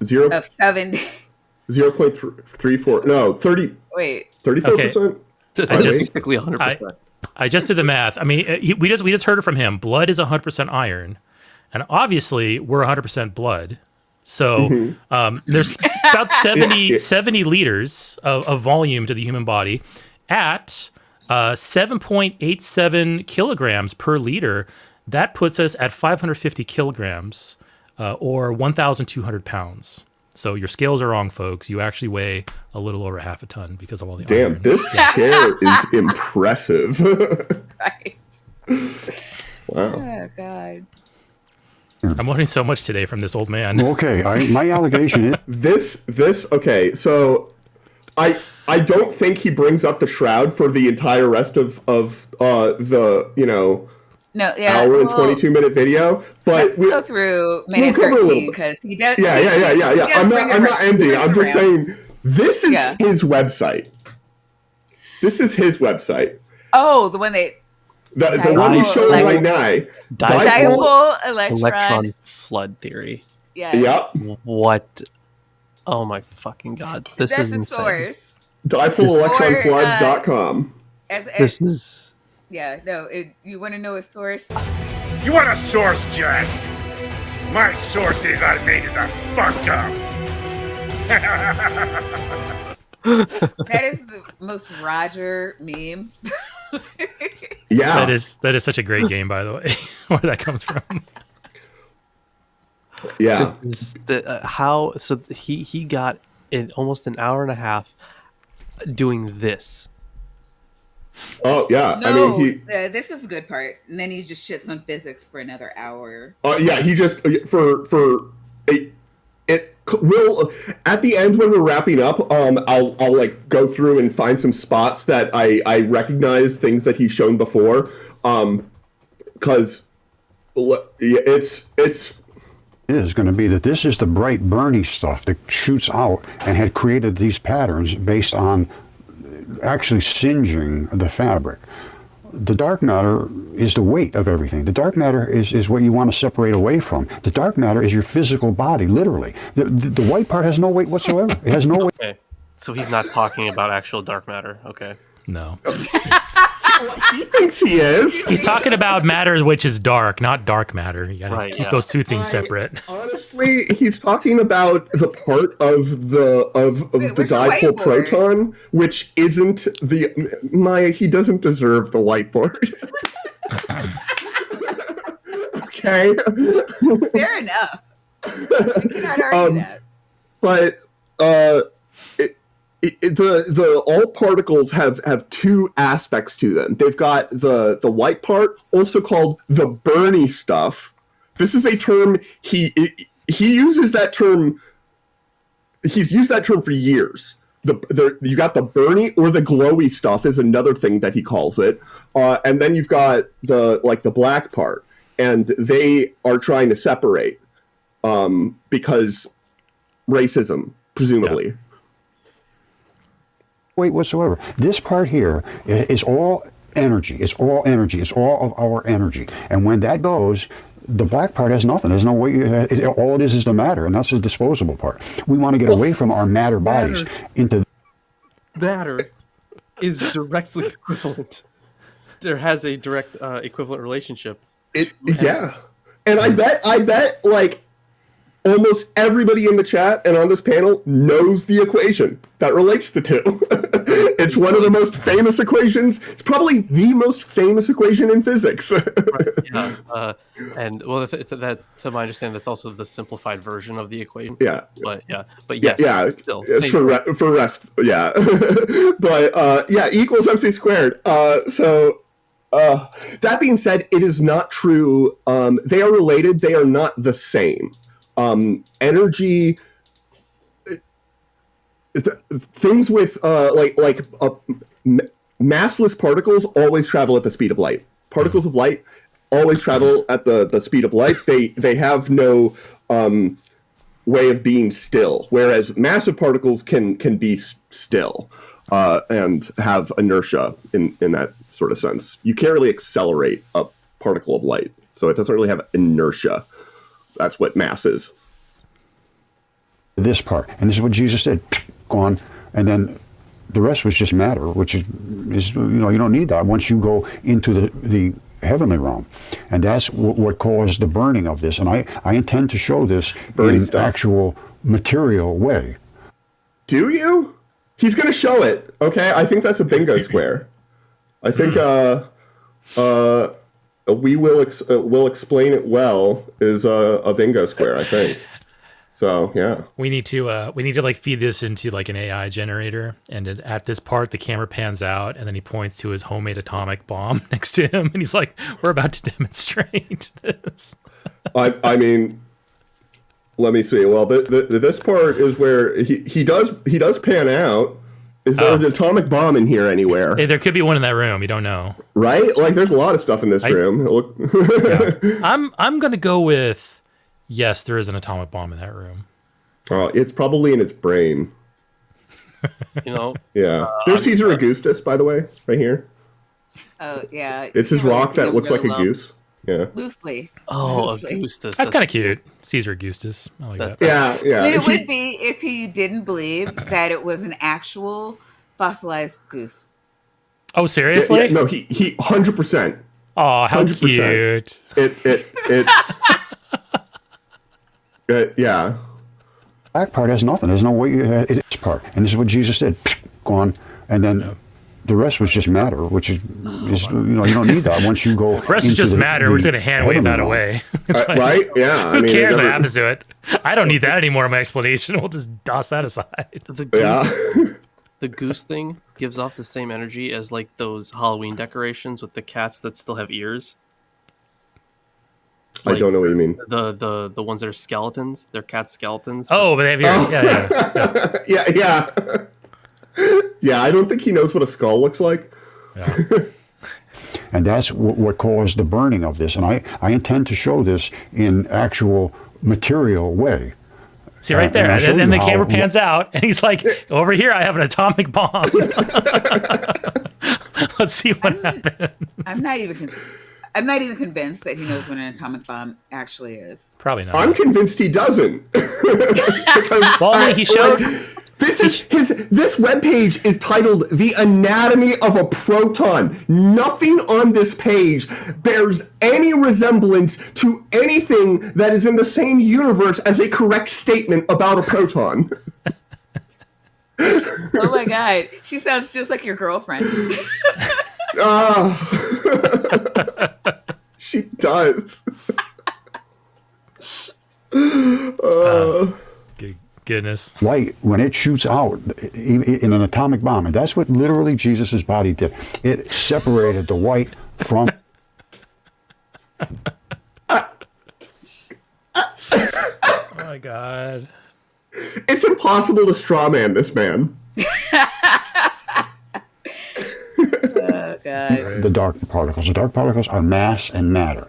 The bright particles are energy. They have no weight whatsoever, but they are the same thing as electricity. You charge a battery, it takes on no weight whatsoever and has all kinds of energy. It's not technically Oh, true. I'm sorry. We gotta. It's gratuitous cat pick. Oh no, Yay! it's a kitty. Kitty. But What's Kitty's name? This is Flair, named after Charlotte Flair, not Ric Flair, because Ric Flair is an asshole. I thought it was named after like a solar flare Yeah. because it's bright and Because Charlotte Flair is, of course, Ric Flair's daughter. She is also an incredibly talented wrestler, but she's not a piece of shit. Well, she kind of is, but in a different way. She's not as much of a piece of shit as Rick. Rick is just a terrible person. Charlotte's just egotistical. I have just messaged my wife to send in the cat, so we'll see if my cat appears. Oh wait, you're the corgi guy. I do have corgis. One's right here. What? Wait. He's very heavy though. All right, hold on. Holy shit, Eric. Hold on. What are you doing? Oh, and also, Science Side Up. I didn't know you knew I was a thing. I love all of your work. Thank you for coming by. Oh my god! Oh, Say hi, Hal. what's his name? Howl. how? My god! Woof. Woof for them. Say woof. He's very stubborn. Like, why are you holding me? He needs a bath. I can smell him. I was out in the backyard today. So autumn's here. So like I'm doing like all the yard work to kind of get things ready for winter. And he spent probably a good 5 minutes rolling in like this dirt patch that I didn't notice. And now he smells. So I need to give him a bath. I'm sure he'll love that. Yeah. I have another corgi here somewhere, but she's not in here right now. But if she shows up, I'll show her off. Yeah. You're learning so much tonight, Dr. Kip. I hope you've been taking notes. I mean, now we're just learning physics, which is extremely enlightening for me. We're learning about the anatomy of the proton. I don't think he said the word proton though. After since bringing up this page, he's just talking about the particle with the Bernie stuff, and then the black matter part, and then how Jesus was an atomic bomb. Yeah. Oh, sorry. And matter. I got bored, and the chat was saying that I had to hide you for bingo, so it was like double bonus. That's fair. The bright particles are energy. They have no weight whatsoever, but they are the same thing as electricity. You charge a battery, it takes on no weight whatsoever and has all kinds of energy. The rest of it is just dark matter. That's what this is right here in the center of everything. I'll explain it, I hope well. And if it's not well, I want you to talk to me about it and tell me why you don't like it. Okay, my friends, this is going to be exciting.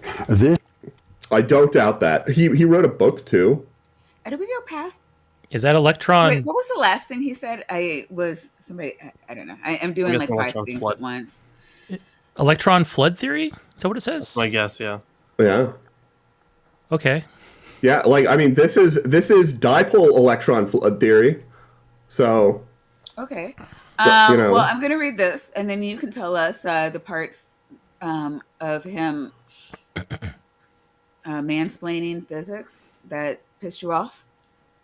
Um, for $2, LT Matt, practitioner of license plate magic, says this man thinks that caves are female. Yes, he does, and that's why we have The vagina. the vagina emote. Yeah, those The are vagina emote is a gray cave that is symbolic of what Roger believes all cave systems basically are. He So has very, met very very- few caves that he does not think are fossilized vaginas. very few, very few. Now, you might be like, did I hear you correctly? Yes, he thinks that a cave is a fossilized vagina of a dead giant. Oh my god, my brain Yeah. my brain heard it, and I was like, "Wait, do I clarify? yeah, like, did I have a seizure there for a second?" But I guess you're correct. Have you Wow. forgotten where you are, sir? I know. That was the clarified part. there's yeah. Talking about it. So I mean, yeah, but one of our very first, either the first or second Roger stream, was him explaining how all caves are vaginas, and we thought it was so hilarious that it became a running bit. I listen to Moat, and we share it with all of our cult members. So, from us to you. Oh. Yeah. So, for example, I should probably. So I Google image searched, but I'm going to show just this image because there are not safe for work things on the full page. This is. I Google image searched Roger Mudflood because I forgot his last name. It's Roger Spur. Vagina, and this is his favorite one. He thinks that this cave. Can we actually, just so people can see a little bit better? Oh, obviously. Yeah. And he clarifies this is not meant as porn. Thank God. I mean, I don't know. I'm pretty sure all of us, started to have something to get going. It's really easy to declassify anything just by saying this is not what you think it is totally what I say it is. So. I don't remember this detail. Oh. If you look carefully, you see a baby's face on the right wall. Hello, kitty. Oh no, I see a baby's face right in the middle of the screen. I'm still in the show here. The cat finally showed up. It's a cat. And what's the name of the cat? This is Amelia. She's a 15-year-old apple-headed Siamese. Wow. She's generally a good cat. Sometimes she's the bane of my existence, but she's generally a good cat.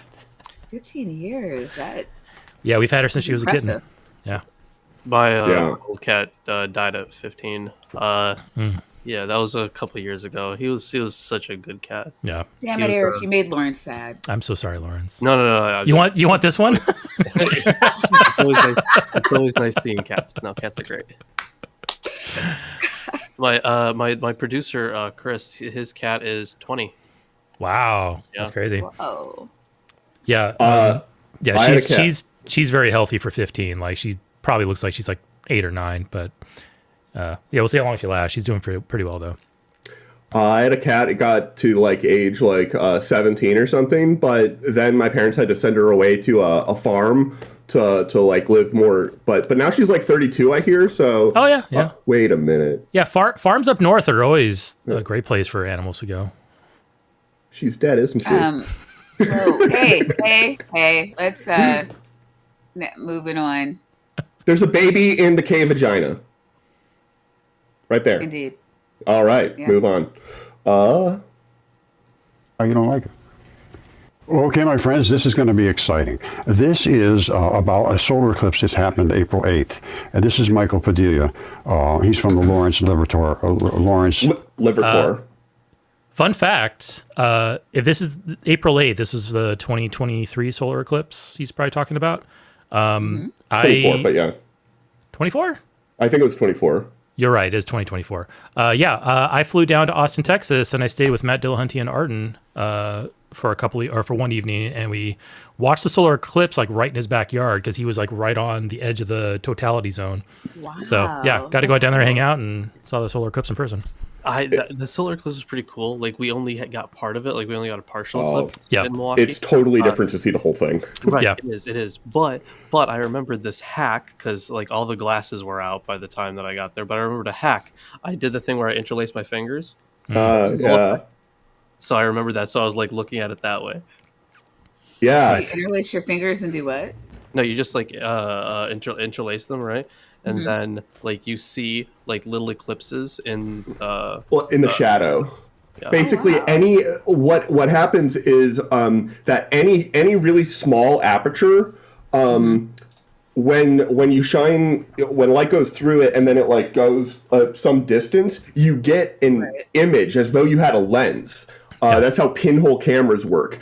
And so on eclipse days, the way that you can tell that a partial eclipse is happening is because like when you walk by like a grating that has all the like little holes, suddenly all of the little shadows are all crescents. And like you'll notice it like because just like the shadows coming through the trees, because there are little holes made by all the little leaves and it's just crescents everywhere. Yeah, it's cool. I've never been in the path of an eclipse, so I know I've never noticed that, but that's super cool. There's a cool trick you can also use. Like if you're having trouble like seeing something, you probably should do it. You should just like get closer to the thing. But if you can't, if you just make like a little pinhole with your finger and like look through it, that'll actually like you'll see it a lot clearer. Really? Yeah, it is the same effect. Interesting. Is this a way to get me to flash gang signs? No, that's funny. But no, it doesn't like what's the word I'm looking for? The quality will be better for the image, I think. Yeah, because it'll increase your depth of field. It's the same reason like if you look at our backgrounds, like myself and Lawrence versus Eric. Eric clearly has a camera with a much larger aperture, which is why he's got the sort of different blurred out background. It's called bokeh effect. Yeah. I have a Canon R mirrorless with a 35 millimeter lens on it on a teleprompter. I bought it specifically for that effect. Yeah. Laboratories, national laboratories, and they are going to be discussing what they have discovered on the solar corona.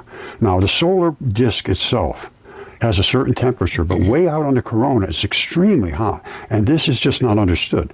This is true. He is correct about this. It is the corona is like 200 times hotter than the surface of the sun, and we don't really have a good model for why. We have models that, do some parts of it, but we have not. This is an unsolved problem. We've solved a lot of parts of this problem, but we don't really know why the corona is so damn hot. Therefore scientists are all, just making shit up. Exactly. Here's what they're saying right now. Okay, understanding the solar corona becomes crucial as the number of satellites in space increases. Flares and solar wind material ejected from the sun's atmosphere affect space weather, which can interfere with satellites and GPS, and it could cause problems here on Earth. Yes, there's also a long-standing fundamental physics problem, coronal heating. All right, well, what's the problem with coronal heating? Remember this, there's also a long-standing fundamental, that means the most basic, physics problem. I don't know. I wouldn't use the word fundamental here, but it's not fundamental physics. It's way up higher than that. Like it's about particles and stuff, not about. Is this what you wanted to waste your rant on? The part. So where he gets really going though is when he starts bringing in all of just this random stuff, which he asserts. Cool. Very, very much totally mean stuff. But I think my favorite part is like this sort of thing here. I don't know if it'll be that particular one. It's the same thing. Bzz. Okay. And this is just in the air. This isn't even in a vacuum or anything. I have seen him present this image dozens of times. I have no idea what he's showing. It involves a laser. A couple of times, yeah. And it's always something different. Yeah. And he uses the word Venturi, and I don't know what that means. I've looked it up so many times. But now, in the context of this video, I'm pretty sure that we're looking at the cave where Jesus was. And this is him undergoing thermonuclear detonation. Ooh. Right? Ah. Yeah. And it's speeding up. That's not supposed to happen. How do you know? What is supposed what to is happen? it? And light is a particle. There's no question about it. That's light from a red pulse laser. There's zero question about it. And it's the same particles, identical, with a glowy edge around a black one and a fuzzy one that can get big and small and has no mass. And this is what you put in a battery when you charge your battery up. What? Okay, wait, what are we looking at? Is that how he determines that it's the same part? No, Maya. I know what this is. This is a pixel or a group of 4 pixels where like the values got switched. So like it's just like a random pixel digital artifact of an image. Okay, that he zoomed way in and now thinks, but it's actually a dipole electron flood. Oh. But now we've got the glowy particles with the black, and then this is what you put in a battery. Well, this is the same man who says that electrons are made of a bunch of stuff, including an electron, which immediately hits a regression or like problem. And Maddie reminds us all that you don't charge a battery with photons. No. I mean, unless if you're using like a solar panel, but no. Yes, I know what you mean, Maddie. And it has no mass. When you add that white stuff into a battery, the battery gets very, very powerful. It does not change in the weight. It doesn't add any weight to it. What does this man do to charge his batteries if he's adding white stuff and like trying to jam his white stuff into the battery? I think he just looks at different pictures of cave vaginas. It's the milk of God. Yeah, exactly. And when you put it into batteries, it becomes very, very powerful, as documented by the Energizer Bunny commercials. Remember those? Like, once you put that white stuff in the bunny, it gets supercharged. We saw that. It happened. You saw it with your own eyes on TV, folks. Science. I saw a lot of that at the Playboy. Science. Yeah. Yeah. Pieces Oh, of he's got this buckyballs. Yeah.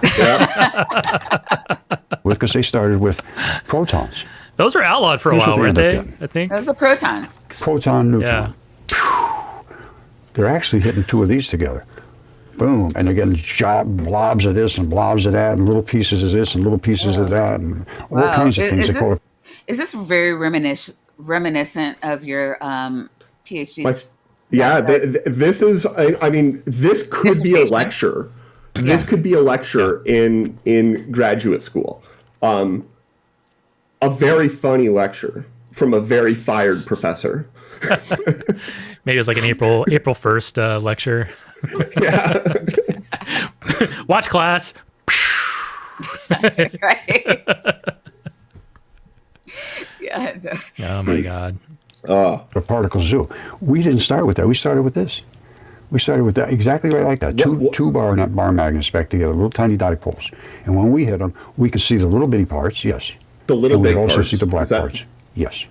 But we didn't have to dig through all the debris. And that's what they're digging through is debris and making all that exotic measure. Question, Professor. Are N, P, and X actually written on those particles in real life? Yes. Okay. Definitely, for sure. Thank you for clarifying that, sir. Yeah, that's how the neutron was discovered. Is somebody got a really, really powerful a microscope and was like, "What the hell? There's an N written on that thing? N on that one? Yeah. That's new. I guess I'll call it a neutron, maybe. I don't know. I'm gonna tell people that's how the name of the neutron came around. That's new. I had a friend. We had a friend a long time ago. I was trying to stress that joke even further. We had a friend a long time ago. His name was Tran, but we called him Tron as a nickname. So I was gonna say, hey Tron, this is new. What should we call it? Yep. Measurements and smashing things. They should have started with the small particles like we started with in the beginning. They got down to here, but we started with there. And then we split them. That's the key. We did way ahead of that. There's the black with the glowy edge. Split the particles. Wow. Oh, yeah. That's amazing. Exactly. He's doing like cutting edge research here. And it's and tight. Literally tight. cutting edge. Splitting particle. Atomic attraction. And here they are, broken apart. The sterile muon and the electron neutrino turns into electron showers. So this is a pretty big deal. So let's. What are you talking about? It's completely unclear. And This is still in context of the Shroud of Turin, right? Like, he doesn't bring it up again. Like I'm looking through the thing. Well, it's the same video. Yeah, it's the same video. Yeah. So is he just rambling at this point? No. Well, yeah. I don't know that he ever stopped. Go towards the end though, because it is electron flood theory. Yeah, we were right. Yeah. So this is his manually painted diagram. Oh, that way, some kind of a little collector like that. Because all we're doing is shooting a laser with a black and a white. The black stays this side, can't get through. The white comes through, we need to harvest it here. Okay, so now we're harvesting the white people? Right. Yeah, that's new. So we've seen this a couple of times. Is this guy Mormon? We need to get a hold of that white. Graph a couple of times. We've never harvested the white ones. That comes through, right there. That's this. What? The black stays on this side. Can't get through. All we want is the white, and the white has no weight. How? Segregation, whatsoever. even in physics. It's just apparently deplorable. Yeah. Yeah. Oh, and now he's saying that the photon is made out of muons and electrons. I want to clarify. The photon is not, in any sense, made out of muons and electrons. I mean, isn't a photon what's it called? But like the fundamental particles on like the what is it called? The standard model? Yeah, the standard model. Yeah, the photon is the fundamental force carrier particle for the electromagnetic force. Right. Electrons and muons are fundamental particles of the weak force, and the electroweak force. I mean, it gets sort of like fuzzy, but they are muons, electrons, and photons are all, as far as we know, fundamental. There is nothing more like basic than them at the energy scales that we understand. But muons and electrons are massive and photons are not. So this is just wrong, which I'm sure comes as a shock and disappointment. Yeah. And towards the end, I can't remember if he sure.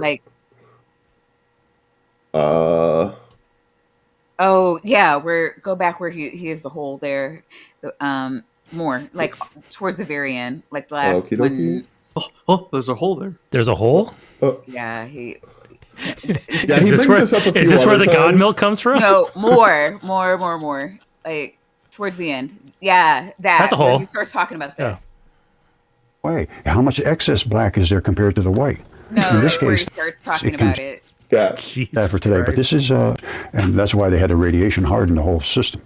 So anyway, I'm going to leave it at that for today. But this is dark matter can separate, and in space it can just float away from the white matter. The hell is the white matter? And it depends on where it gets torn away. He's okay, because dark matter was. Correct me if I'm wrong. Separates from the white matter. Right. Yeah, I gotta. Oh man, this guy sucks. Correct me if I'm wrong, but So dark matter was, of course, because dark matter could be a whole bunch of things. We don't know Yes. what it is, Right. but Yeah. it was initially hypothesized to explain why galaxies that mathematically should fly apart are actually staying together. So Yeah. he's obviously not talking about that. That only really works at like massive scales when you have a shit Yes. ton of it. So like, yeah, oh my god. Yeah, no, it is. This is like an experiment that like occurred in like a small chamber. I think on the ISS or something. I don't know. I could probably find the experiment. I don't even think it has anything to do with black holes or anything. It's the thing on the screen is categorically neither a black hole nor dark matter. Neither, like, it's not. It's. I haven't like looked into what it is because he shows us so much. Whenever I try, I can't because he doesn't give enough sources. And it might be real, it might be not. So, but this is what he thinks is dark matter. How much excess black is there compared to the white? Lawrence. In this Dr. Kip's coming for your neck. Oh, is he? Okay. Clearly, Lawrence has never read the Book of Job. Otherwise, he would know all about dark matter. Oh yes, surely the Book of Job is is where all the dark matter is. He knew it so long before science knew it. Really incredible miracles of the Bible. Yep. Yeah, and Cuneiform guy says, "What about the gray matter?" And I'm just like, inconvenient. Like He doesn't have any. Yeah, it doesn't explain anything he's talking about, so it doesn't exist. It certainly doesn't exist in his brain. The gray matter is gone. After watching this video, all your gray matter is All your gone. gray matter, yeah. It's only black and white matter now. Yep. All right, we'll finish case, this they had a one. whole bunch of extra whites that they charged and put in with this, so we can see a really good distinct separation. I don't know what you see in space, how well they would form like this, whether they would push these particles together. Don't forget now, this is a containment vessel. This is a chamber. So there's going to be some kind of pressurization in there. I don't know what kind of pressurization there is in outer space, if there's any. They may not form black holes naturally, just naturally take those particles and push the black together. There has to be some source of excess black. Can I think ask that why he keeps saying X when it's the letter Chi? Because reasons. Sorry, I know that was a small thing, but I'll say and everything else. It's No, I mean it's a good a question as any. Yes. Nobody knows. Why indeed? just What does it say? Is it dark matter? Black holes can't result naturally. Can't do it. Has to be whatever the fuck he thinks it is. I don't. Yeah. yeah. Yeah. Well, Well, thank you for the brain damage, Maya. I appreciate tonight. This has been excellent. I really Welcome want back to Brain Damage Sunday. I really want to know how people can go through life having thought processes like that. Yeah. Like I really want to know how they tie it. You have a very loving, enabling family, and it's just Perhaps it really just comes down to where's Grandpa? Always down in the basement making his video. Just leave him alone, and that's probably what's going on here. We've seen him crying because, like, I don't know if he had a wife or what happened, but like people are not taking him seriously, and he believes with all of his heart. Therefore, it must be right. And oh my God, it's kind of heartbreaking on a couple of different levels, right? But it's just like, he won't admit that he could be wrong, so it's inevitable. It's just it's nuts. Yeah.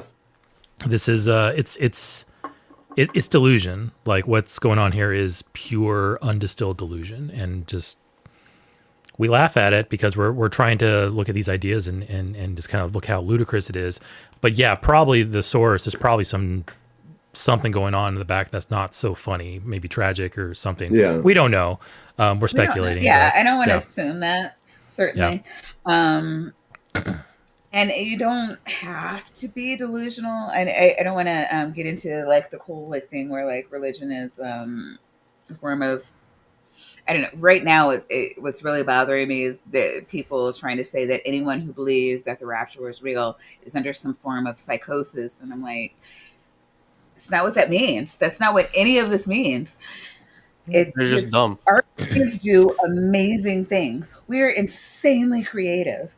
And like, if we don't have some kind of productive direction, our minds will just wander into anything. We didn't evolve in ways to prioritize facts over or fiction over facts or whatever. It's just we're just really creative people, and I mean, whether it's an art, a painter, a singer, an actor, dancer, or you know, a bunch of people who get together and decide that was it JFK is coming back in Texas to put Donald Trump on the throne. It's stemming from the same place. Now, again, I'm not saying that they're all equal, but it is stemming from the same types of processes that our brains naturally do. But for here, yeah, we want to normalize laughing at bigotry, Nazis, bad science, and calling out the bullshit. Like this is not. Oh, thank you, Jillian. It was JFK Jr. is going to come back and seat Donald Trump on the throne, and not a delusion. If you just want to believe that something is true, it's no different than my husband would never cheat on me. Or I'm 5 years old and this is my imaginary friend. It's not like they don't have, like delusion is different. It's like, I mean, when we talk about people with delusions, like people with schizophrenia, like I've seen them where they literally see the devil, like as very clearly as they see me or you. I've seen people who like would see words coming out of their mouth, or even if you think of like what are they, sleep paralysis is more of a delusion than believing that just believing that JFK Jr. will come back. That's a belief. I believe I'll get I have a lot of when I was employed, I had a lot of employees who believed they would get paid every Friday. Sometimes that didn't happen. It was a break from reality, and they went what I would call crazy. And I'm like, well, wait a minute, what's going on? Did you change your bank account and not tell me? Well, yeah, but this is my fault. Okay, it may seem delusional, but in their head, it all makes sense, and I could calm them down, and they are not crazy. They just appear to be. But there's just, we need to calm down the bullshit, because if we go crazy, it's just more of an us versus them, which is what the oligarchs want. Fucking stop. I think that when people have realistic expectations, the non-delusional ones will make sound decisions. But we need to give them decisions. We need to stop, gaslighting them, calling them crazy, writing them off, shutting ourselves off from them. That's not helping. I think a lot of this comes down to, it's not delusion. I mean, there's some delusion involved with some people, obviously, not all. I don't want to like paint with like a broad brush delusions like exist, obviously. I think a lot of this comes from like a neediness, like folks like the guy in the video that we just watched. He needs this to be true. He needs needs God to be real. He needs Jesus to actually have been real and die for us. The folks who constantly fall for the rapture every 5 or 10 years, they need that to be true because their lives here aren't what they want it to be. So rather than improving their lives in any meaningful way, they wait for some external source to do that. And that's exactly what I did when I was a Jehovah's Witness. Mm-hmm. That's exactly what I saw numerous other people do. Mm-hmm. That's exactly what people in my family currently do, because they're still witnesses and they're still waiting for God to step in and destroy all the wicked and clean up the earth, because they need that to be the case. And yeah, if we can, I was going to say, if we can address that, if we can get people to not have to have that, people to accept that, hey, the world isn't the world's never going to be exactly the way you want it to be, and you need to become comfortable with that. Obviously, make it better as best you can, but Right. don't break yourself trying to make it perfect. I think that's probably a better way to get across to people rather than what we see elsewhere. But anyway, Right. I mean, but it's also how we were raised, right? We were raised expecting a Messiah, that you are not the master of your own life, yes, that someone must come to save you. And women, a lot of women, like feminists, shun the patriarchy for saying, well, women, you need to come and expect your man, your husband, to do this. But then also the man is the head of the household, is looking towards his, their pastor, who is also telling them, you cannot, save, your family by yourself. You need me. You need Jesus. You need, you need an additional savior. yeah. And You are insufficient on your own. You need yes, this other thing that we offer. Yeah. And, when you've been told that your entire life, and everywhere you go is confirming that, to the point where, like, there are places in the United States that just don't get, not even progressive, but like they don't get CNN. Like they're really in this like bubble, this information bubble, and they haven't been properly taught how to do research. They go to school, they're given a book, they're given a teacher. The teacher dictates what is right, what is wrong. You have to please the teacher to get the good grade, to please the parents, to not get the ass whooping. Like our whole lives are kind of set up to where we are obedient towards an authority figure. And that's not psychosis.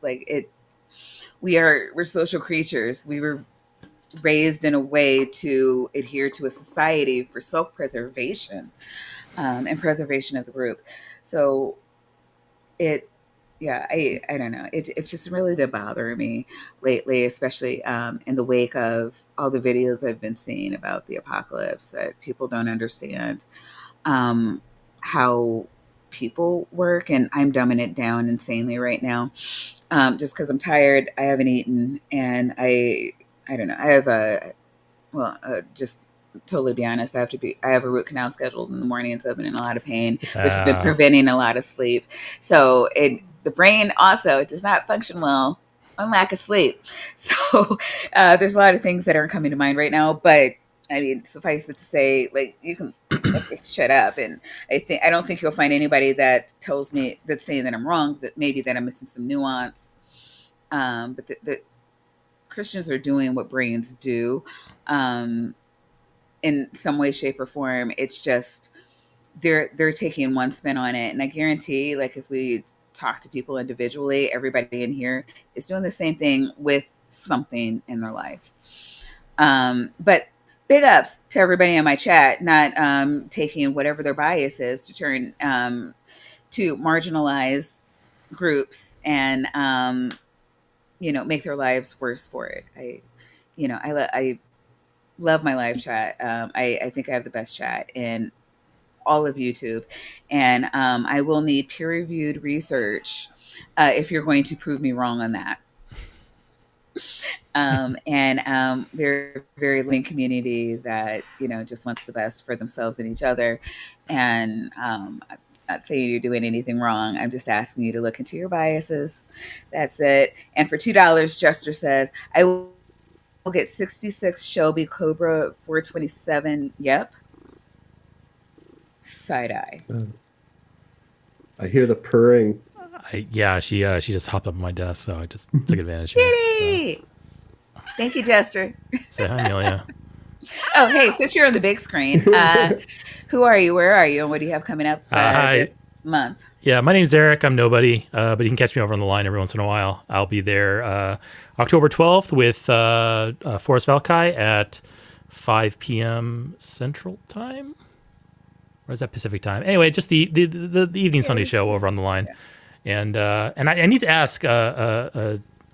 Tapp, are you going to be like dressing up for Halloween with that awesome beard? And you could be like an awesome Noah or something. Like, right? Yeah. I actually have a wedding I'm in on Halloween. So I'm gonna have to like clean up a little bit before that. No way! I'm actually no joke. I'm going to wedding on Halloween too. Yeah, that's crazy. Yeah. Is that the new thing? Like weddings on Halloween? I guess. Venue prices are cheaper. That makes sense. Yeah. That makes sense. I know, like back when I lived in Las Vegas, like the best time to go to like Magic Mountain or Disneyland was like Halloween. Oh, I could believe that. Because Yeah. none of the families are traveling on Halloween, so that's probably the best time to do stuff like that. Yeah. Okay. Yeah. Well, cool. Thank you. Hmm? Lawrence, who are you? Where are you? And what do you have coming up? I did a good bit of shilling earlier, but definitely go to the Behold Network. Gonna be outputting a lot more content now that I have the time, and hopefully my back heals up soon so I can actually do that.